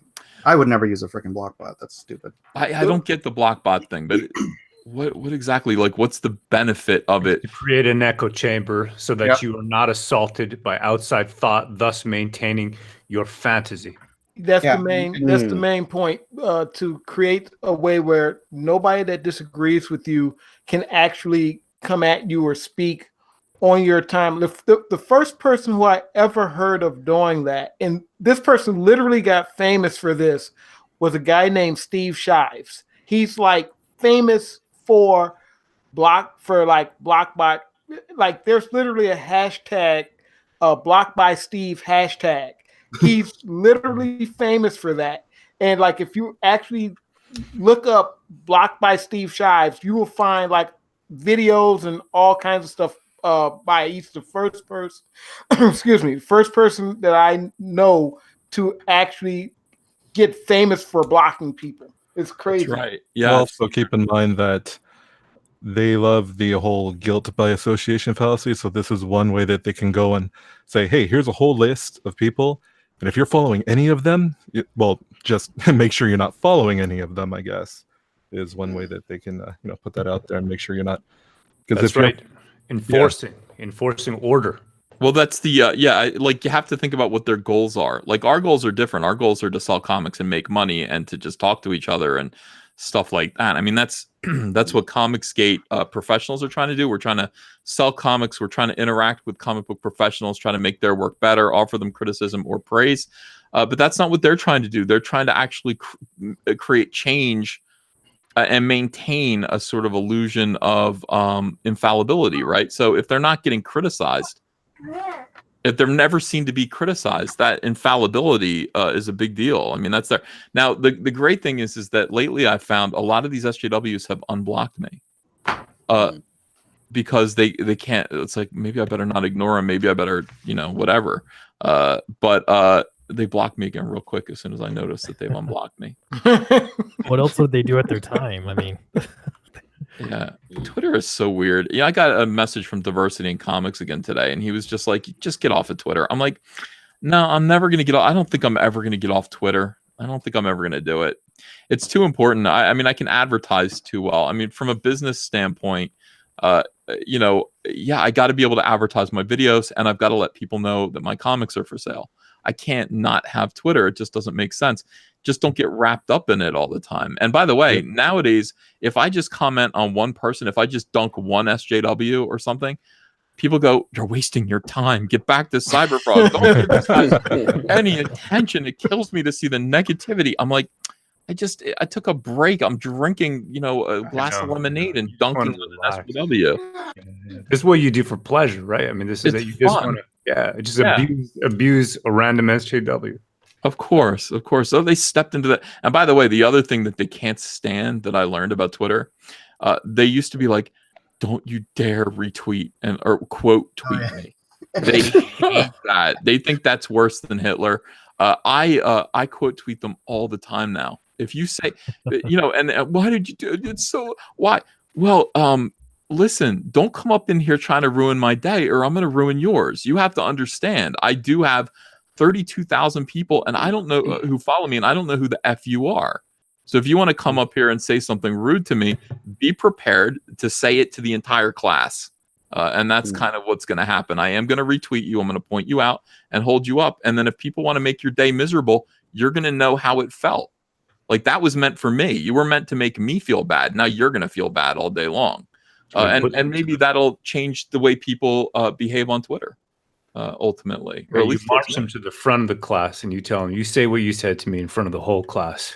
Yeah, let everybody hear it. Oh my God! Hail Professor Caesar! Hail Professor Caesar! Hail Professor! Thank you. I just blocked Ethan on Twitter. I just yeah, you're blocked, Ethan. I'm sorry, man. I have to block you. Justin Ward says Ava sounds hot. # not EVS daughter. Well, you've seen Ava. Ava's been on the. She is pretty. Yeah.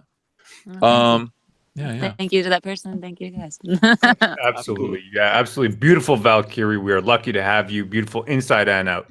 Hail Ava. Oh, yeah. But of course, she's married. We met her husband. He seemed like a very nice guy. So John, John is a very high T man, and I respect him thoroughly. I have to say, you know what? For a man to be able to handle a woman like Ava, he's got to have that high T. Got it. Very high T. Oh, I thought Ro was complimenting me for a second. Thanks, Ro. Johnny, you know what? I can't get over the wolf injection. You'll come around. Oh my God. I hope not. I know. It's like a pun. Ugh. All right, let me read some more super chats here. Yeah, Mike Jenkins says, "Wow, getting into the Wayback Machine." Sierra Whiskey says, "Caesar, show us your red swing line staple." All right, so yesterday I went on Mike's chat and I left the camera on, and I don't really even know why I left the camera on, but I looked the way I look when I'm drawing, which is I have a hat on my head and I'm wearing big horn rim glasses because I can't see anymore. And I look stupid, and I didn't even realize. And a bra? Were you wearing a bra? Was not wearing a bra. Okay. It would be a bro. Ethan's hashtag see the nipple. It's a bro. But anyway, those got clipped, and people said I looked like the guy from Office Space with the red stapler. You looked Down healthy. in the basement. You looked healthy. I didn't look healthy. I look like all I do is draw right now. I look like a mess. And Andrew and I had this talk. It's like, oh my God, we're both falling apart. Like New Year's, we have to fix ourselves. And I'm like, I can't fix myself until Cyberfrog's done. I really can't. I got to keep working like this. It's important. And she's like, when's that going to be? Yeah, so everybody, stop asking me that. It's coming. It's coming. Yeah, anyway, somebody made a nice meme of me with my red stapler, and inside I was like, yeah, on the outside I was like, ha, ha, ha, ha. On the inside I was like, oh. All right. Liam says that comment was from a longtime friend, Beckloff. I'm often on his show. Trencher says it's like a Catholicism, but with less flagellation. I think he meant Catholicism. Mr. CPU says credit to Ichibaka for helping to explicitly define these SJW tactics, and that's so true. I mean, here's the thing: like Ichibaka has been great. Ichibaka. How am I going to say this? I'm not going to say it. Ichibaka is fantastic about SJWs. He really understands what's going on. Now, the other day, for a refresher course, I'm going to make some people on the left happy right now. I busted out Vox Day's SJWs always double down. There's a whole chapter on ComicsGate. Now, Vox Day, we've had trouble with, I will say, and I cannot stand his points of view. I don't like what Vox Day believes in when it comes to the things that he believes in. But that guy wrote a great book about SJWs, and he understands them, and it's important that you do understand them. So I was like listening to that as a refresher course, and I was like, yep, that's correct. Anytime you have to understand these people, it's really, really important to understand what SJWs are doing, what they're about, what their goals are. If you don't, you're going to be confused forever, and they're going to kick your ass, I think. Mike Jenkins says, kick that my way. Mike Jenkins says, or not, never mind. Muppy Heingard says, completely unrelated. Anyone wants some zoomed in shots of my abs covered in 2 layers and a thick jacket in the dead of winter? Saucy. Yeah. Muppy also says, more money for showing us that hardcore porn. For those of you who are just joining us, we saw the explicit shots of Heather Santos. Disgusting. We showed them here. That was If you missed it, titillating. yeah, if you missed it, you missed it. You know, what can I say? Sketch Therapy, I see ya. How you doing? Yeah. All right, so let me go on. Is everybody shocked that I said something about Vox Day? Nope. Let me have it. No. No, I just unblocked you and then I blocked you again. That's how you'll know how far you've went. Serious, man. All right. Paige Tico says, why are you disrespecting Heather like you have my sister? Good point. Mike Jenkins, I didn't cut off a Heather Santos action figure head, though. Mike Jenkins says, I feel like I may have started another controversy. Mark C says, speaking of potential sex scandals, when can we expect part 4 of Star Wars SJW scandal? New Year's Eve. We're going to put that out there. A lot of people are waiting for that, especially Jason Ward. Regarding Vox Day, we should just call him by his actual legal name, which is Theodore R. Beale. He gave himself this cool name, but it's just Theodore R. Beale. His name is Teddy Beale. Teddy Bear. Yeah, Theodore Beale. Or the Dork Lord. The Dork Lord is even better. Yeah, I like that. So much more apropos. All right, let me see here. Mike Jenkins says, wow, could literally be anybody in the world. Speaking of the shots of Heather Santos. Mr. CPU says, reject vague generalities, demand these aspersions address specific individuals, specific events. They rarely hold water. Yeah, my friend's a lawyer, and I love his arguing tactics on social media. He'll ask for something, and he'll say, take your time, be specific and complete as you can in your answer. Like he'll say, what do you mean? What harassment? What rape threats? Take your time, be as specific and complete in your answer as possible. Let's be precise. Like that makes people go, oh shit, I actually have to put up or shut up. Like that's a really great technique for arguing with people. Well, the thing I've seen particularly with SJWs is that if you ask them for evidence of anything, that's it. You've pretty much won that argument, because it's like they never have evidence for anything they say. It's just, okay, this happened. Okay, well, show me evidence. Well, I don't have that. It's like, That's not okay, in the script.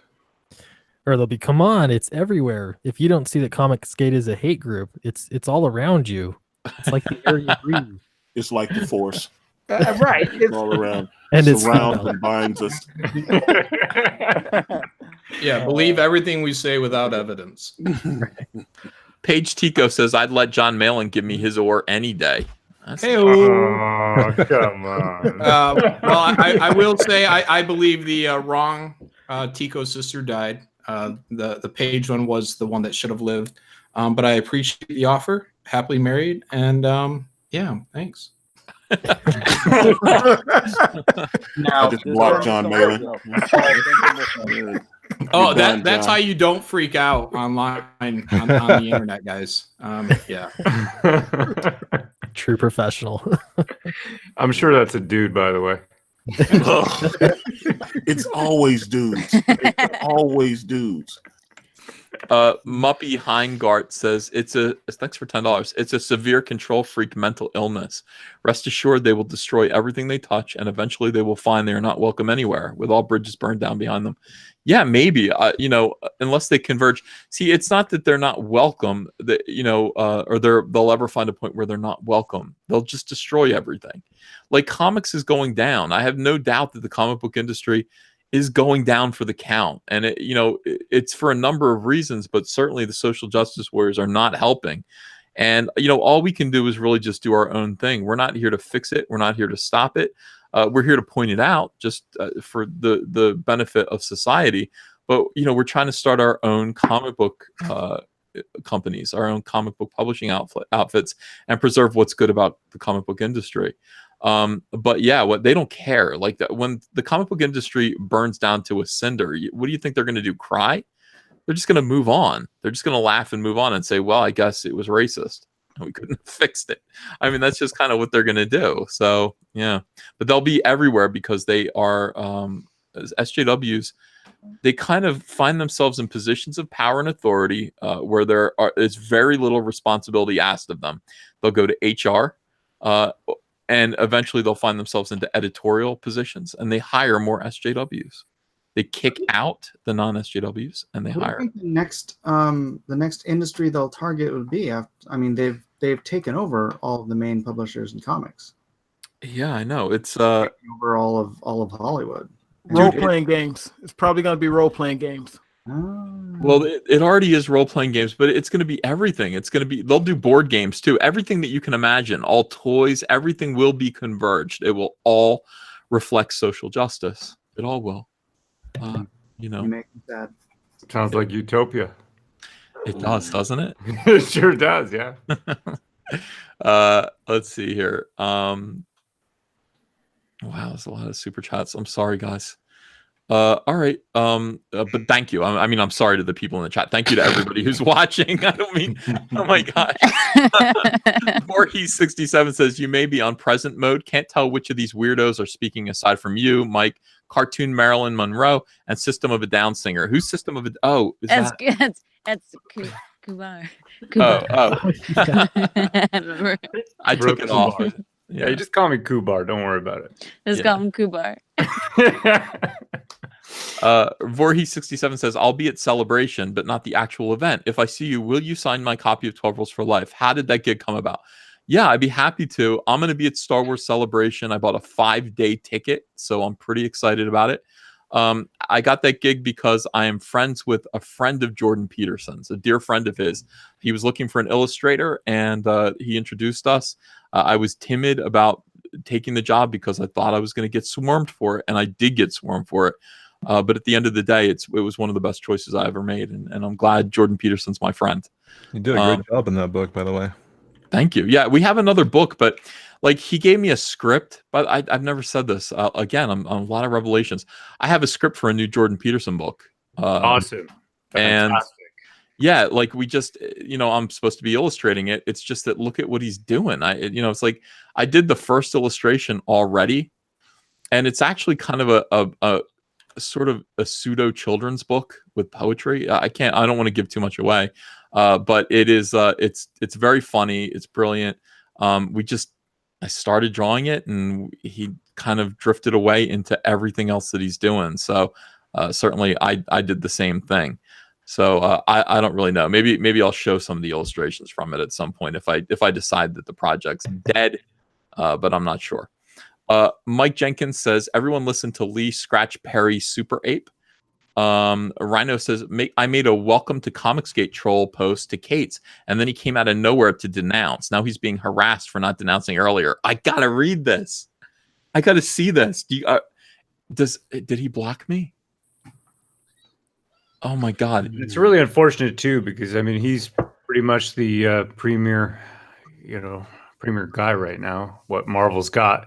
I bought that Cosmic Ghost Rider. I mean, I know that many people do believe that we should be boycotting completely, but I couldn't help it, man. I needed to get something for my kid, and she was asking for Cosmic Ghost Rider, so I bought those couple issues.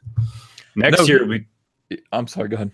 I was just going to say next year will be totally different, but it is what it is this year. Well, he blocked me. I don't know when he blocked me. I'm looking at Don Cates now, and he blocked me. So I guess he was never, unless he did this today, he was never ComicsGate, you know. Never even close, I would say. I don't know. Why are you blocking me for? I don't even know who he is, to be honest with you. I'm not even sure who that dude is. Marv Alice says, if someone online calls you racist, the correct response is go fuck yourself too, my fine sir. Correct. Rhaegar Targaryen says, Leonard Pitts writes from my hometown. I'm ashamed. He hates non-leftists. Syndicated in papers across the USA, including my home now. Perhaps he'd be open to discussion on Rekieta law or elsewhere. You know, why? You know, I don't. It's like at some point, Rhaegar, you just have to go. These people aren't going to change. Like there's nothing in it for them to change. What? Personal integrity? They don't have personal integrity. SJWs. They don't really care. They just, you know. Up Behind Guard says it's a status symbol at this point. Rasta Jew, thank you, says journalists used to ask their subjects for comment. No, we weren't asked to comment on any of this nonsense. It was a hit piece. Gojirify says, ask Mike, what is the reason Lone Star is delayed even though it is at the printer now? Because there's a media personality who's promised to do a review of it on his show, and if that happens, he says it's going to happen when he gets back from vacation, then I may have to set a higher print run. Oh, snap. Good for you. All right. Yeah, good for you, man. Awesome. And that media personality is probably Rachel Maddow, right? That's my guess. Good guess. Good guess. Mike Jenkins says, I had to pull it back. I started to like the hate. Logan Cook says, oh, good to hear live stream again. Love you guys. Keep it up. Yeah, I like it too. I really do like live streams, and I feel weird when I'm not doing them, to be honest with you. I miss doing them every single day and connecting with you guys. Yeah, it's fun. Yeah. Mike does them nonstop. Mike does them every day. I'm relentless. Yeah. And Ethan pops in once in a while too. Yeah. I almost always do. I'm drawing late at night, and I like to see who's streaming, so I'll just watch you guys and then occasionally just say, hey, I'm here, just FYI. Let's see. Christopher Nicholson, ComicsGate meetup at cons. Hit me up for Dragon Con, aka Nerdy Gross. Dragon Con, yeah, that was a fun show. It is a fun show, yeah. Do you go? I didn't go this year, but I've gone for like the last 6 years, and yeah, it's a super fun show. Rhaegar Targaryen says Pitts is just journalisming like CNN does. Panboy Lando Soychild Dong Lover says we are Caesar's incel army. Rainbow Brute Celibacy Challenge # blame war campaign. Love you guys. You know I love the war campaign. How many times have I been asked, Ro, to denounce you guys? Innumerable times, and each time you have stood with us, you've given us a platform. Without you, we wouldn't have a channel, and we wouldn't be having the laughs and the memes. So, I mean, you really did give that to us. It's unfortunate that certain people believe that we are a rogue faction of shock troopers for Caesar. I hope that they are able to see the light by taking the Rainbow Brute Celibacy Challenge, which means that you must actually hold yourself tight and taut for Caesar, collecting that seed. In one single moment, we will burst forth, brethren, like Vesuvius, and bury the SJWs like Pompeii.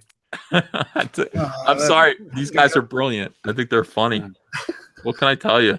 And Well, by the way, my theory is that the entire Rainbow Brute celibacy challenge is really just a way for members of War Campaign to humble brag when they break it. I think you're right. Yeah, I'm not denouncing anyone, and these SJWs have to understand.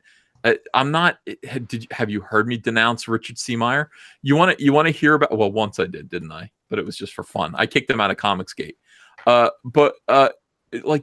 not doing that. This whole thing about denouncing people, kicking people out, silencing people, shushing people.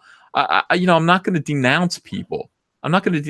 I tell people what my opinions are sometimes, and then they denounce me. But I'm not denouncing other people at all. Everyone is welcome, and certainly not. I'm not denouncing the fucking war campaign. They're awesome. Gojirify says, got the update from Lone Star saying it is at the printer, but Mike, is delaying after a big name podcast comes out, as he just mentioned. Right? Yeah. Yep. Muppy says many SJWs were themselves bullied, and as they got older, they came to believe turnabout is fair play, and they do not see how they themselves are bullies. Well, yeah, I think everybody's a bully to some extent. I think that everybody is. Everybody can. There's always somebody who can say that guy was a bully to me. It's just but I think that also SJWs in particular are people who are naturally bullies, who have found a way. I mean, in particular, they're bullies. They found a way to feel good about themselves by trying to make other people feel bad about themselves, and that is uniquely SJW. That's interesting. They go through their day trying to, like, they feel like they win an argument when they've made you feel so bad about yourself. That's when they know they've won. They don't just try to beat you in an argument. They try to make you hate yourself and feel depressed and sad. Well, they also are self-righteous and think they are fighting some great grand, battle for truth and justice, but they're just bloviating on Twitter and Facebook. And this is what they call work. They say we've got this important work to do. I'm doing this important work, bullying people. Yeah, that's so stupid. Ascension Comics says my mustache is waiting to be ridden on by Gail Simone and leave her quivering with glee. I denounce that. Yeah. I denounce that. There are very few things that I'm going to denounce, but I will. Wait, have you seen his mustache? I haven't. No, is that going to change my mind somehow? I don't. Yeah. Gojirify says, thanks for $10, by the way, but Mike didn't say what date this was and how long backers have to wait for a book they helped them create. Oh boy, Mike, you're going through this too. Well, I'm sorry.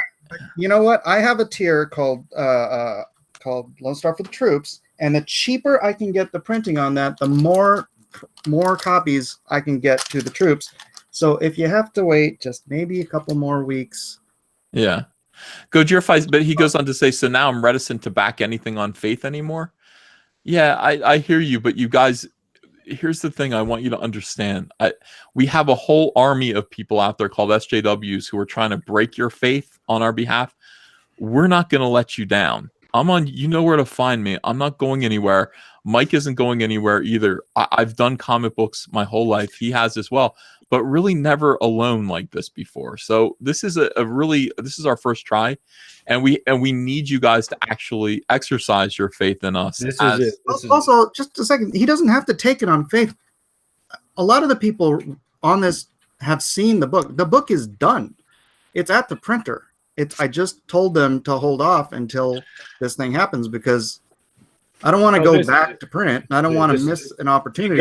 We gotta have faith at this point because it really is a culture war. I mean, Mr. John Malin, you could say it better than I can, but really there is a culture war going on, and this is the moment when they want to break our faith. Okay, there's continuous bombardment of rationalizations for why this is a cash grab. This is a fraud, and you've heard it for months and months and months. And now is a time that you need to keep it together. You need to hunker down in your bunkers with your brethren, okay, and hold yourself fast and tight and taut that one moment, and it will be delivered. I mean, this is it. These are the people, these are men of integrity. They're putting their entire careers on the line over here for you, for us, for something better, at the same time as building a business that's going to be one that can grow into the future. Yeah, thank you, Ro. I appreciate it. But yeah, this is important. I mean, we're trying to produce this stuff I haven't been doing live streams. I barely go, I barely even make videos right now because I'm just focused on Cyberfrog. So we do need you guys to be patient and have faith and wait. We will fit our next campaigns. We're going to have it all. I'll understand. I'll have this whole thing clocked and I'll understand how much longer it's going to take than normal. But here's the good news. Our books are fantastic. Mike's book is beautiful. My book's even better than his. So, you have that to look forward to. And that is a thing. And we thank you every day for your patience. This couldn't happen without you. And as sometimes it's frustrating to have people say, where is it? Where is it? Yeah. I'm like, I know I'm working on it. But it's like, at the same time, couldn't have happened without you. We're endlessly grateful for your support. This is something that we want to build on and do over and over and over again. Nobody's going to swindle you. No, you're going to get your books. I mean, it's important. I'm working on page 7 of the next book. It's not like I haven't gotten the first one done.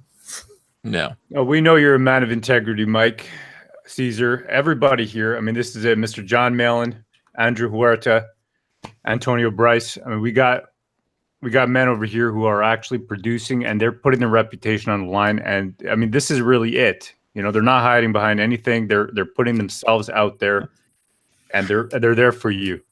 You got to have faith at this point. Shinto Ketchup wants a Bible quote about delaying. Where's that? To everything, there is a season. There you a go. time to wait for your comic books and a time to complain about He's just trying to surpass Pretty Coach. Who said that? That was the Turtles, I think. Was that Jesus or the Turtles? It was. I think that was the Turtles I was doing. All right, let me see here. For Christmas, Proper Jeremy says, for Christmas, I gave my brother extra or ultra soy milk. He gave me Jordan B. Peterson's 12 Rules for Life. Will you sign my copy? P.S. Frank Oz says hello. Oh, cool. Yeah, I will. I definitely would sign. If you guys see me at Star Wars Celebration, look for me. I'm going to be there for 5 days. I'll tweet out where my location is. I'm not worried about being assaulted. Whatever happens can happen. I'm there among the people. I'm going to be there for you guys. If you want to come meet me, maybe we can arrange something, and I'll sign everything that you've got. Where's Celebration this year? Chicago. Yeah, it's gonna be fun. Oh, Mark, wait a minute. Wait, Chicago. What? Yeah. That's hey. You want to come have some beer and pie? That sounds good. All right. Yeah. What the plan is that the High Council, that's me, World Class Bullshitters, and Jeremy from Geeks and Gamers, we're going to throw a big party for Star Wars fans. We're going to throw a party for the Fandom Menace.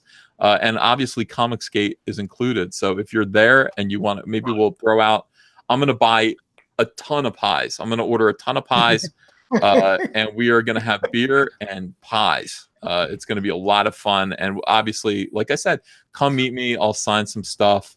I know you guys, you'll have my back. I'm not going to get into some weirdo situation with a disgruntled lunatic SJW. Fluxcore says, what does EVS charge for a sig? Nothing, for free. I don't charge for signatures. It's just not appropriate. So yeah, bring me stuff. Okay.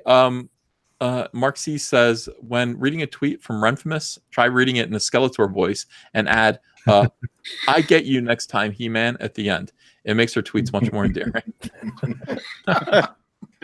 Michael Lynch says, this chat looks like a hate group. Yeah, we are. It's a hate group. Mr. Millennium, thanks for $1 donation. Render Contender. Are art schools producing these cookie cutter SJWs? Which of you went to school to learn how to draw or write comics? Thoughts? Not me. And all schools are producing that. They weren't produced. It wasn't like that when I was in college, but that was like a while, quite a time ago. But I went to an arts college, and there were a lot of liberals there, and it was a liberal atmosphere. But you could always debate, and there was always various ideas and things. It was never like this when I was in school. But like I said, I was in school like over 20 some years ago, so things are different. I will tell you there's hope for the future, because the new ones coming in, they're they've had access to the internet, and they've had access to these good arguments on YouTube and elsewhere. I'll tell you, there's hope for the future. Mm-hmm. Yeah, guys like Jordan Peterson and Ben Shapiro, they're really and Crowder, man, they really reach the youth. So, and Milo Yiannopoulos for a little while, but I guess not so much anymore, which makes me very sad. I loved Milo.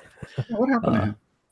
He went broke, man. If you go look him up right now, and you can read all about his trials and tribulations, but I don't know. He was living like he was a billionaire, and he blew through like tons of money. He MC hammered it. Yeah.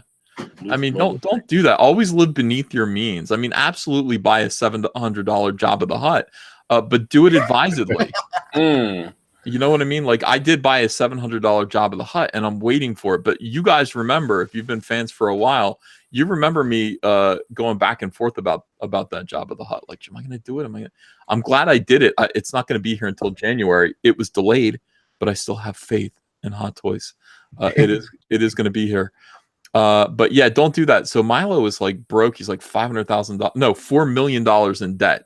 Oh, he owes Wow. he owes Ian Miles Chong like $6,000. Really? Yes. You feel free to ask him about it. He curses at him every single day. Like, he did all the writing he did for Milo. He didn't get paid for it. And then Milo put out like we're off on a tangent. Milo put out like a list of his debts, you know, to be discharged in order of priority. And right next to Ian Miles Chung, it says I owe him $6,000, and it says low priority. Oh. That means you're getting screwed. I love it. I mean, it's so funny. Wow. Yeah. Being honest. Low priority. You ain't getting paid. You're getting Oh screwed. my god. So good stuff. Super Elite 1776 said, had you left the Cyberfolk store open, it'd be over $1 million now. Next time? Maybe. Yeah, I know. I thought about that the other day. But I think I'm doing the right thing. I think I know that I've had some fans upset with me about that. And one in particular got really angry with me. But I can't. I don't want to leave the store open. I want to create this sense that once it's over, it's over. So I'm going to leave it for 2 months. Maybe I'll open it for another week for a rare variant cover for Rainbow Brute. But you have to get it in the 2 months. And if you don't, there'll be another opportunity. But you're not going to get the special edition, cool signed thing that everybody else is going to get. That's just the way I want to run my Indiegogo campaign. I hope that's understood. You don't worry if you miss the Blood Honey. You're going to be able to get it. It's coming out in a different way as a second printing. No, that's how you do limited edition. First edition. Oh, second printing. Yeah, I mean, there are a couple of people who bought like 100 packs of them. So it's like clearly those are going to go on eBay, and you're going to be able to get it. It's just going to be a little more expensive. So you're going to get it secondhand, I guess. If you want, or you can just wait. Justin Chapman says Vita Ayala at Valiant used blockchains also. Yeah, it's just not a great idea. I mean, how important is Twitter to you that you're going to deliberately send that kind of a message to that many people like that? Like, I mean, I've never, honestly, I don't know Donnie Cates. I've never met him. I've never read any of his work. I think I've heard his name, but I mean, to go there to his channel and see that I'm blocked, it's like, dude, you preemptively blocked me. I don't know you. I was never going to bother you. It does kind of get on your nerves. Does it? Maybe you're just blocked because you followed DNC. Oh, that's possible. He hasn't blocked me. I checked during the course of this conversation. So maybe he's signaling to us. What would the signal be? That we're cool. Well, I'm not cool. I'm blocked. You're cool. Well, yeah, you're high profile though. I'm a little lower. There's a weird thing. Like people will check. Other pros will check and say you're following Ethan Van Sciver. One of the big things about Chuck Wendig's firing was that they named his editor, and his poor editor happened to be following me on Twitter. Like I'm in his followers, or people he follows. I don't know this guy. But I mean, to them, like their little conspiracy-addled brains just went crazy. Like Ethan deliberately set it up with this guy to get Chuck Wendig fired. That is dangerous. It's like if you are a professional, probably you shouldn't follow me. If you are in hiding from the NPCs, what do you think of that, Sweet Cass? Man, I don't know. You should be able to follow whoever you want to follow. But yeah, this is the same thing though. They'll find like some kind of conflict, or you have to denounce, otherwise you're out of the game. I don't know. It gets old. You have to denounce to conform. Yeah. Ascension Comics says, I want to use my harpoon on the White Gale. I disavow that statement. Denounce it. Proper Jeremy says, excuse me, only Proper Jeremy can call EVS and regular Jeremy sexist, racist, and Nazis and get away with it because it's all in good fun. Pocket Jacks Comics has been selling Alterna Comics at a flea market this weekend to cheer up Peter Samedi. Guinevere and the Divinity Factor has 9 days left on Indiegogo. God, I got to get you on, Pocket Jack. I'm so sorry. Tomorrow I will. James Dean, creator of Conflict, thanks for going to bat for Peter Samedi today. No problem. Justin Ward says, where has Mitch been? I miss his input in CG. I don't see Mitch very much. I saw him today. Yeah, he's been popping up in the group chat quite a bit over the last few days, I noticed. Yeah. My impression about Mitch is that he's working really hard on Red Rooster. His campaign is over. And so now it's time to produce the comic. And so he's not really doing as much of these group live streams. And when Red Rooster #2 is ready to go and it's up on Indiegogo, I'm quite sure that he will join us regularly to help promote that Indiegogo campaign. He's a good guy. He's conscientious. And every now and then he pops his head up, and I always worry about his tweets because it's like, Elizabeth Breitweiser is being harassed by these animals. It's just like, why would you harass Liz? Like, it's so stupid. It really is awful. These people that would bother Betty Breitweiser because she's working on a book that isn't ComicsGate related. She's working kind of mainstream. And in the meantime, we're reading articles about Heather Antos, and her terrible harassment. This is what's going on in the real world. It's a mirror reverse of what you're being told,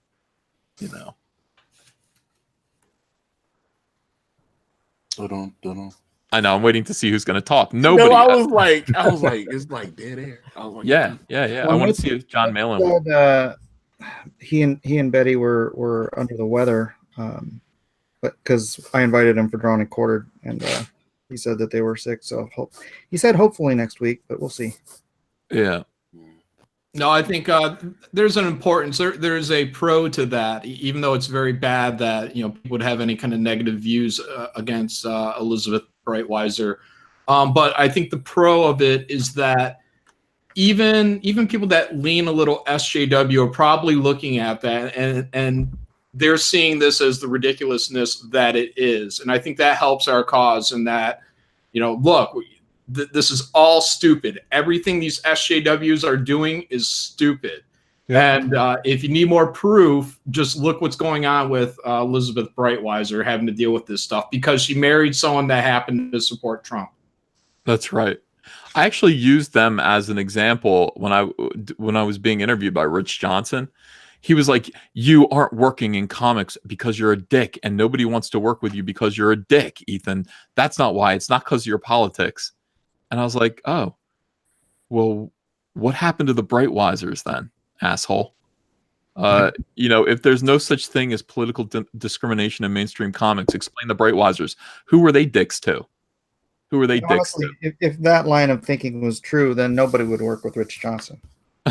Well, nobody, you know what? Honestly, there would be very few people working in comics, frankly, if people didn't get work for being dicks. Ridiculous. And by the way, I'm not a dick. I'm the nicest guys in the world. Everyday Alien says, I love it when you dunk on SJWs. Hail Caesar, hail War Campaign, and hail my beautiful wife, Ava. Ava, is that your husband? Yeah, that's my husband. He's Everyday Aliens? Yeah. All right, cool. It's good. What's his name again? John. John. Okay. Yeah. All right. Thanks, John. Appreciate it. Thank you both. Hail John. Hail John. Full name. Hail John. Hail John. Passion for Drawing says, what is the panel's opinion on cake farts? What? Oh no. Is Ava, that something? That's yours, Ava. That's No. yours. Yeah, I'm not taking that one. That's all you. I'm blaming my husband. Can I? Yeah. Yeah. Okay. Yeah. I'm totally gonna blame John. You got to explain it now. I mean, everybody wants to know that came from your stream. Man, it was just. I'm ashamed of the degeneracy, guys. I'm ashamed. Hashtag War Campaign. No. Blame the War Campaign. Whoa. All right, moving on. Wow. Okay. Go Deerify says Malin has the ability to turn people into wolves now. Okay. Yeah, and tell us, how does that exactly work, Mr. John Mayer? No, let's not go down that. Yeah, Mike doesn't like that. Donald Keller says, "Hey, Ethan, hope you enjoyed my email. I know it's not the kind of stuff you talk about. Is it a new email, Donald?" Donald did a great thing for me. He did a breakdown of DVD sales for all the Disney Star Wars movies, and it made a great video that made me got me a lot of views and made me a lot of ad revenue. So thank you, Donald Keller. Appreciate you. And I'll look if you have a new email for me. James Dean, I love people who do research. I wish I could hire a team of researchers for my videos. James Dean, creator of Conflict, says, "Hail, Ro. Happy New Year." Hail, brother, hail. Professor Geek says, "So glad to see ComicsGate Live return. Love and support to you all. It's an honor to be a part of the legacy with son of ComicsGate Live." Hell yeah, Professor Geek. And let me tell you something. You are one of the new voices that I really appreciate. Yep. Subscribe. Except he's not new. He's been around for a while. Has he really? I only just discovered him. They're all new and He has great videos. I highly recommend Way it. to call Ethan out, man. Not so bad. He's been around for 30 years. You just found out. You can't know everybody. I discovered him because I was on a I was looking for other people in our space, and I had never heard of him, and I stumbled on him, and he had been watching my videos. I didn't even know it.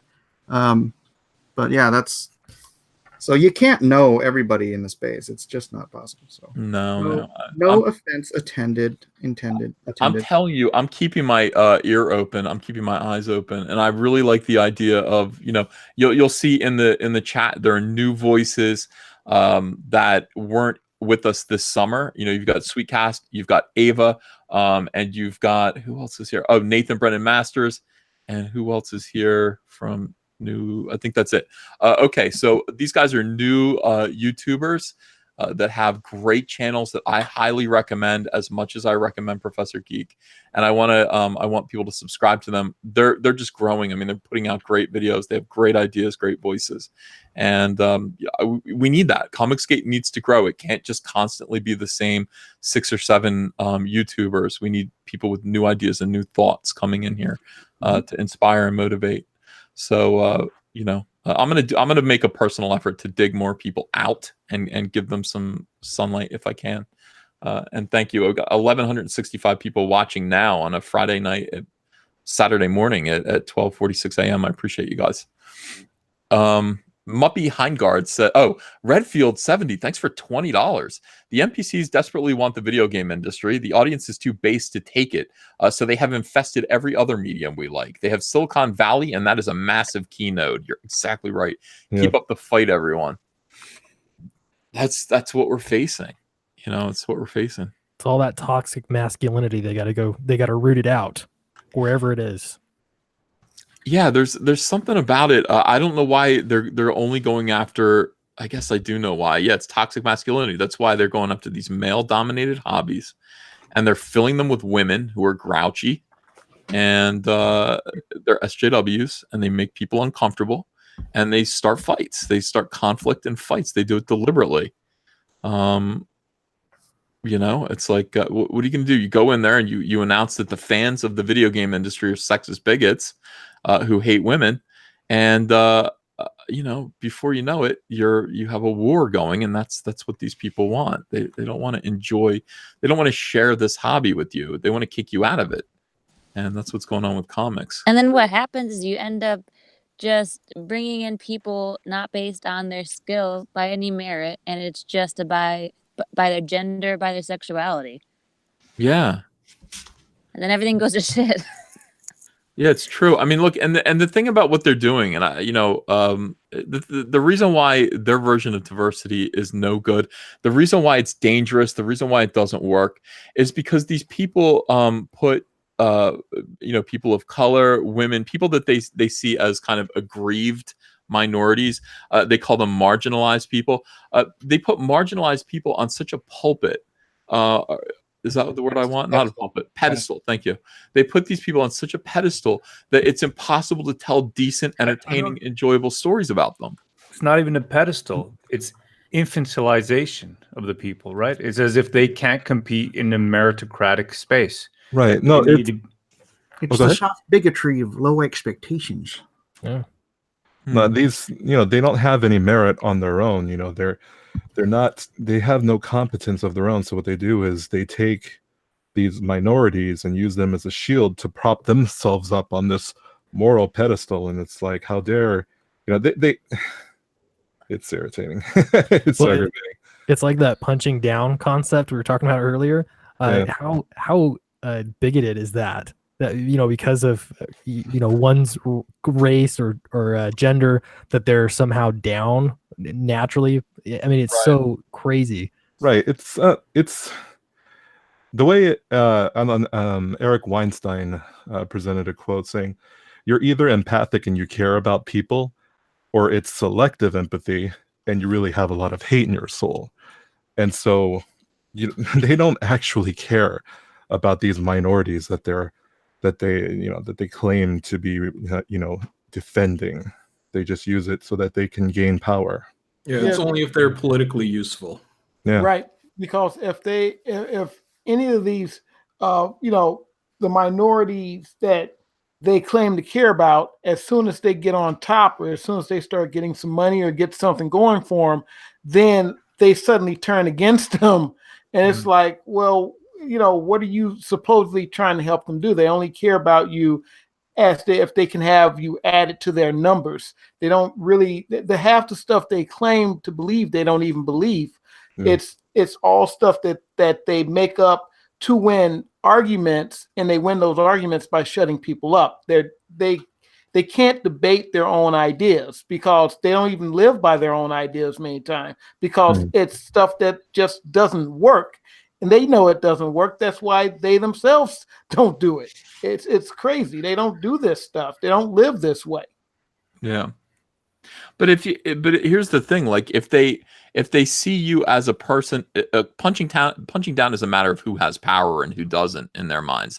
So if they see you as somebody who doesn't have power, and they're going to represent you in a comic book as someone who doesn't have power, why would you ever read a story like that? Why would I ever read a story about a superhero who the author is afraid to hurt? Or make them go through, trial and error, or make a mistake, or do something wrong, or come to a realization about themselves, or anything like that. Why would any SJW ever do that? They'd be afraid of offending someone, and that's not their purpose. Their purpose is to infantilize. You're quite right, and idealize people that they consider to be marginalized, because it makes them feel good about themselves in their own sense of power. They're able to do this as privileged white people. They're able to tell stories, about black people or women or something like that, that just makes that's meant to sort of make these people seem great and wonderful and perfect in every way. And really what it ends up doing is not entertaining anyone, but making themselves feel good about themselves. And I guess that's what it's about. I love the word infantilize. That's great. That's great. Muppy says, well said, here's more money. Thank you. Camo Black says, Mike, I was one of the people upset about the comic being on hold, but what you said about possibly getting a better price for the troop pledge level changed my mind. I'm increasing my pledge now. Oh, nice. Thank you very much. Troops appreciate it too. How do you do a troop thing? Will you teach me that? Sure. I don't know. Well, yeah, like what? So, what's the thing? What do I have to do? I'm sending comics to troops? Yeah, so you set it up so that they're paying for their own comics, right? And then an additional amount of money, you buy as much money as that is, you buy the books at cost, and then you don't make any profit on those books, and then you don't charge. Well, I didn't charge for shipping because it's all going to be sent on one big pallet to the USO over in Arlington, Virginia, and then that's where they ship them out to the troop station around the world. I might do it. I might do it for Rainbow Brute. I think they could. I think the troops need Rainbow Brute. Yeah, definitely. I really do. I think it's going to help them. I hear it from veterans and active people. It's like they get stuff like this any time of the year, and it's like Christmas, So they love it. So I'm like, and then I just like rounded up. So I took I got orders for about 26 500 that I could afford to do for free, and then I just rounded it up to 3,000. So there's an extra 400 in the. So I'm sending, as it stands, I'm sending 3,000. But hopefully, if we get this boost, man, if we could get 5, 6, 10,000, that'd be incredible. So. GR People says, "Hail Caesar for his sunbeam reigns supreme." GR People says, "Also, I need that all caps baseball cap on my head, Caesar. I need to give you money. I will one day have your logo on my forehead. Hail Caesar, may his light shine bright." Yeah, those baseball caps that people were designing for All Caps Comics on Twitter, they look great. I want them all. So I'm going to contact and look. In New Year's, I plan to make a lot of money. So I'm going to be conscientious. I'm going to do new T-shirts. I'm going to do all that for Crypto Fashion and those baseball caps too. And I think everybody should join me. Let's get ComicsGate moving again, and see if we can create some good product, et cetera, et cetera. So especially keep your ear open to what the fans are telling you that they want. If you want that baseball cap, I guess I'm going to make it. That's kind of ComicsGate right there. James Trinowski says, "Hey, Mike Miller, I guess I'm going to complain about your recent delay too. ComicsGate is a consumer revolt. Time to revolt against you. Hit print and get your book to your backers. Enough is enough." All right, so he's revolting against you. Yeah, that sounded like almost like a spank. Yeah, there was an ass beating right there. James Dean, creator of Conflict, says, "Mike, the book looks worth the wait." It is. I read it. It's really good. You said something nice about my book without it. You're talking in your mouth, Mike. I said I only say nice things. I just said that one part was a little gay. But other than that, it's it's gay is gay. Yeah, gay is gay. It's not that it's gay. It's that Mike didn't mean for it to be gay, and it's gay. Like, that's the problem. If it was intentionally gay, that would be one thing. But Mike didn't mean it, and that's what's funny about it. So I can never look at the page the same way again. Subconscious. Yeah, it's in Mike's subconscious. All right. So in my subconscious, I was trying to be inclusive. Yeah. There you go. That's where you go. Nicely said. I like that. Yeah. I want you to get a GLAAD award so fucking bad, Mike. That'd be awesome. All right, James Dean, creative Conflict, says, "Mike, the book looks worth the wait. Can't wait to see the Meg 2. Thanks, Ethan, for the super chat availability to help me succeed with Conflict." You're welcome. Thank you. Gojirify says, "Have you seen Mahler's vid from 2 days ago called A Critique of Star Wars The Force Awakens Introduction? 3 hours?" No, but it sounds funny. I don't have 3 hours to listen to a critique of Force Awakens, but man, that's pretty heady stuff. Gojirify says, Kate's wants mail in to werewolf him. Do it, John. John, No, you guys, look, I don't want more werewolves. I don't want the competition. I think that's a way to look at it. I thought it was all about a pack. Don't you want to have more? Yeah, well, Cecil's going to be a werewolf. Other people. Does he know? They're not getting it from me. Yeah. Does he even know what you're going to do to him? Yeah. John's a catcher, not a pitcher. Yeah, it's a complete open knowledge of, look, you're going to have to pray to the werewolf god, and the werewolf god will give you his seed. That's not me, guys. I'm just the wolf king. For those of you who don't know what he's, I'm not gonna explain it. I'm sorry. Come on, explain it. No. It's a very deep rabbit hole. Oh, yes. Yes. Saggy Bone says, "Bought and read Flash Rebirth recently and really enjoyed it. Could tell it was rushed, but still very good." There's a secret about that book at the end. I'll tell you right now. Issue 6 had 8, and this is going to seem like a lie, but it's true. 8 pages were laid out by Richard Pace. Gross. Yeah. They sucked. They really were bad. Richard has a big sense of his own abilities as an artist, and I believe them. And I guess everybody thinks they're better than they are. But in this case, I was just like, oh my God, I had him lay out 8 pages of Flash Rebirth because I was just way behind. And issue 6, I just wanted it done. It wasn't good. I inked it. I had to finish it and make some corrections, but still it was wacky. Paid him really well though. Motherfucker. James D. Yeah.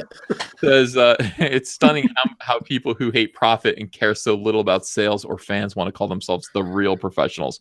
Pros suggest pay. That's correct, James Dean. Muppy Heingard says, "Don't worry, dude. My books are atrocious." I am worried, Muppy. Why would I, not be? Gimpy Troll says, "Hey, EVS, I was surprised to hear your stream played on the kill stream last night. Where's your buddy Ian? LOL." Yes. So, Mike, you caused all kinds of trouble. Now, here's what happened. You keep throwing me under the bus for this. Because it's funny. Mike caused all kinds of trouble. Mike, if you ever really mind that I throw you under the bus, let me know. Okay. Don't let me lose you as a friend just because I like doing stuff like this. I'm really sorry. But in any case, back to it. Mike asked me, he sent me a little message. He said, "Can I just invite whoever I want in the chat?" And I said, yeah, of course you can, Mike. I trust you. Mike invited Ian Miles Chung in. Now, Ian's been a nice guy. I've had him on here before, but I was completely unaware that there was some big time conflict going on with him and the guys of the kill stream, and I don't know what else. So Ian comes in here, and some of you guys watch the kill stream every night, and some of you start giving him hell about something that he said or did on the kill stream, and Ian, out of the blue, launches into a profanity-laced diatribe, and it took me normally Ian's just kind of jolly. He talks too much, but he's just kind of fun to have around. But he was like, "I don't give a fuck," like really yelling about something, and I was like, "What, Ian? Ian, this is not the kill stream. This is Comic Artist Pro Secrets. Settle down." And he did, and it was fine. And then somebody brought it up again, something about him killing someone's dog, and it was horrifying. So I didn't think much of it, but I just thought, God, something's going on with Ian. The next day, I got messages from somebody who was a fan of Killstream, who was trying to tell Ethan Ralph, who runs the Killstream, and someone who I've talked to, I'm friendly with. He said, "Hey, Ethan's trying to start shit with you and Ian Miles Chung." And I was like, "What do you?" Anyway, Ethan's like, "I haven't heard anything like this." He's like, "Oh yeah, he's bringing on all of your enemies onto the chat. All of your enemies are coming into the chat. He's doing it to spite you." I was like, "You have to." I got involved. I said, "That was Mike." First of all, Mike is the one that the kill stream should have a problem with, not me. And here's his Twitter and his email address. Like, you go after Mike S. Miller. I didn't do anything like that. He brought him in here. And no, for real, I actually just talked to Ethan privately and Ethan Ralph privately and said, "Look, here's what happened. You can go back and watch the stream and see. But we don't have a problem with the kill stream. And, this guy's lying to you. He's trying to stir up trouble." Well, they apparently did listen to the stream, and whatever Ian was talking about pissed them off to no end. And if you can go watch, I guess, last night's kill stream, and they roast the hell out of Ian Miles Chung. Now, that's all Mike's fault. That is a family show, Mike. Come on. Good job, Mike. You brought Ian on. Ian put himself in a position where he said some things maybe he shouldn't have, and because of that, he got double roasted. And that's it's the way it is. That's the internet, and I guess it's fun. That's just part of the business, man. Part of the business. But yeah, I have no problem with any of those guys involved at all. I watch all their videos. I watch everybody's videos on YouTube, and everyone's cool with me except for V. We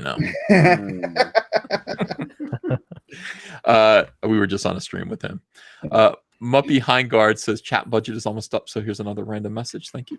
Gojirify says wolves are people too. Mike Miller. Comic Book Bob says, "Ethan, is it okay to advertise my channel here? Just started up. I could use the juice."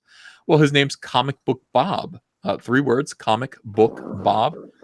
Go check out his channel, and if it's good, subscribe to it. He sounds like a nice guy, so I hope that's okay. Passion for Drawing says, "Thank you, everyone in ComicsGate, for being super cool and liking my work. Love you all." And Muppy Heingard says, "Thank you, Passion Dude." So Muppy's having a lot of fun here. Why does Muppy Heingard... Why does his avatar look like Jason?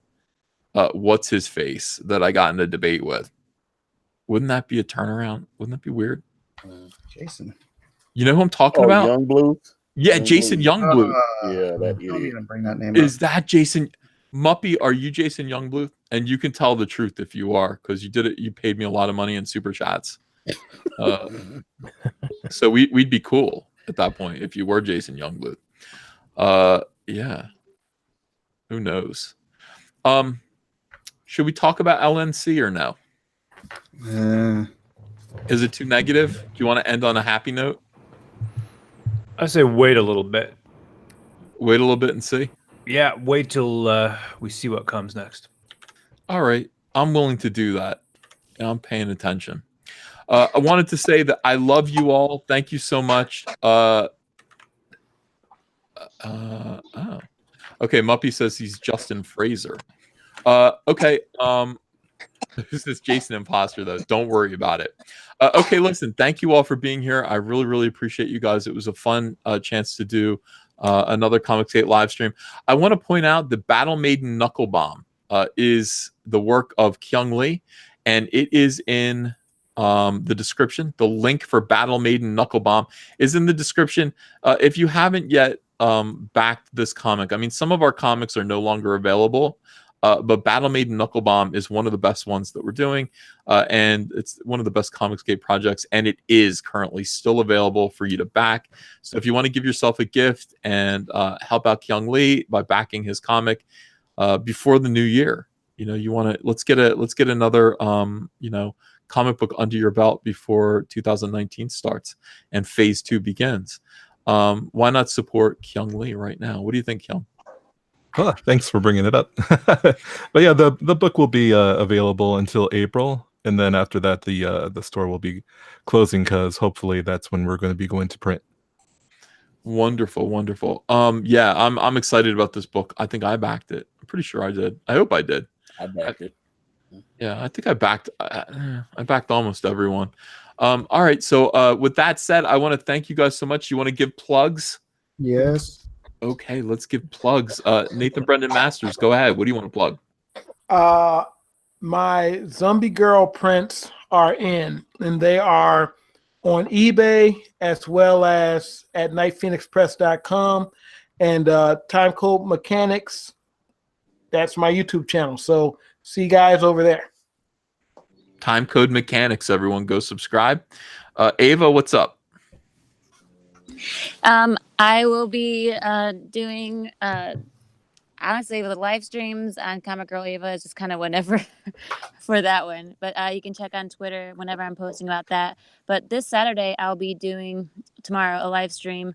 I'm also doing stuff on Back Issue Comics, and I'll be posting that onto Twitter. I'll be having Big Steve on there as well to talk about that, talk about Fatal Attractions, and I'm wanting to talk about other back issues every Saturday for a live stream, so that'd be fun. Check me out on Comic Girl Ava on Twitter though to get any info about it. Awesome. Ro Kabir Kumar. I just want to give a shout out to Andrew Huerta. I know you've had a baby recently, right? Yeah. Yep. Congratulations. Congratulations. Yeah, when was that? 2 days ago? Thank you. Yeah, and I broke my back too. Yeah, you sure did. But don't complain. Pregnancy and labor is a hard thing, but you did it, brother. You squeezed that baby out. Congratulations. Yeah, a lot of work. And we got Mike Anger. He's finishing up. He's got 2 more days. It's Black Forest. This is Germanic folklore, deep, dark myth, and he's really brought it to life with his unique art style. So check that out. It's called Black Forest by Mike Anger, and that's I'll put the link in there, as well as Mr. James Dean Anderson, who's got his Conflict. A fantastic book about a disease that rips through the land, through people, converting them to werewolves, but not in the way that John Malin does it. So check that out. That's James Dean's Conflict. So I'll put those 2 links in. Thank you. John Malin. Yeah, guys. You can follow me on John Malin at John Malin on Twitter. I also have a YouTube channel, John Malin. Recently, I put together with a bunch of ComicsGate people as a thank you a audio drama of A Christmas Carol. So if you guys like Cecil, Edwin Boyette, Nerd Wonder, Antonio Bryce, Antonio Malpica, Mike S. Miller, Kyung Lee, Tristan from Nerdette, Slick Jimmy, did I say Captain Frugal? yeah, guys, Doug Tenaple, everybody participated. Ben Henderson, and everyone did a voice. I did a voice. We did a bunch of background audio, so it has sound effects, and it's about an hour and 15 minutes long, but it's a lot of fun. So Doug mentions his dirty hands in there, and Cecil is Ebenezer Scrooge. So everybody else plays it straight. I mean, it's done as like a horror. From my point of view, it's done as like a horror drama, but with Cecil as Ebenezer Scrooge, to me, it's hilarious. So guys, go check it out. Definitely. Yeah. Sounds like fun. Ikari Press, Antonio Bryce, what's up? Dude, I got so much going on right now. Brand's about to hit 55,000 on Indiegogo. Got Comic Boy Otamo coming out with Elliot Fernandez. Got my podcast, The Dollar Bin with Jamal Baraka from Garbage Tier Media. I got that. We're doing that tomorrow night. And I got a Cyber Frog brand t-shirt that we're about to launch. Sounds cool. Thanks to your blessing, sir. So. You got it. I hope you sell lots. Cool. Andrew Huerta? Yes, I got Sovereign still on Indiegogo. We're 3 days left before it closes. I'm currently at like 18,500, I think. And I'm trying to hit. Haven't backed it. Please check it out. If you can't, just share it. And you can also find me on Huerta93, and I'm on Instagram at the Huerta. That's it. And Mike S. Miller.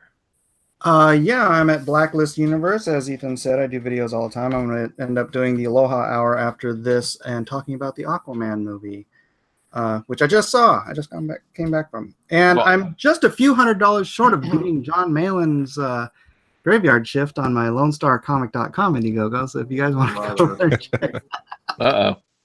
Rotting corpse. That's the only reason he's keeping it open, guys. He's using that, that secret promotion as an excuse. Yeah, that's my excuse. Hey, Sweetcast, what's up? Yeah. So you've got a YouTube channel, Sweetcast. I've got a new video every single day.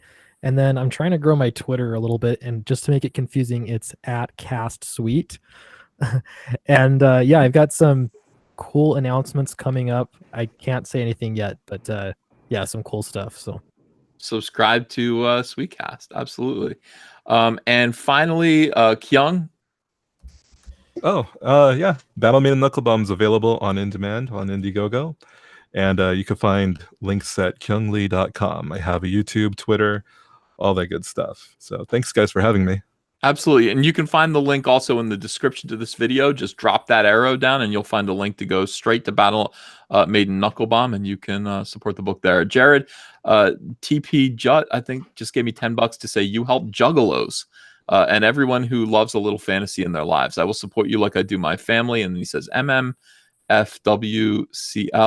JFL. I don't know what those initials mean, but thank you so much. Appreciate it. And sure, I'll support Juggalos. Juggalos are fun-loving gentlemen. All right, guys, thanks so much. And I will see you tomorrow. We're getting close to New Year's, and we're gonna have a big New Year blowout, I'll bet. Big stream. Very cool. Sounds good. All right, bye, guys.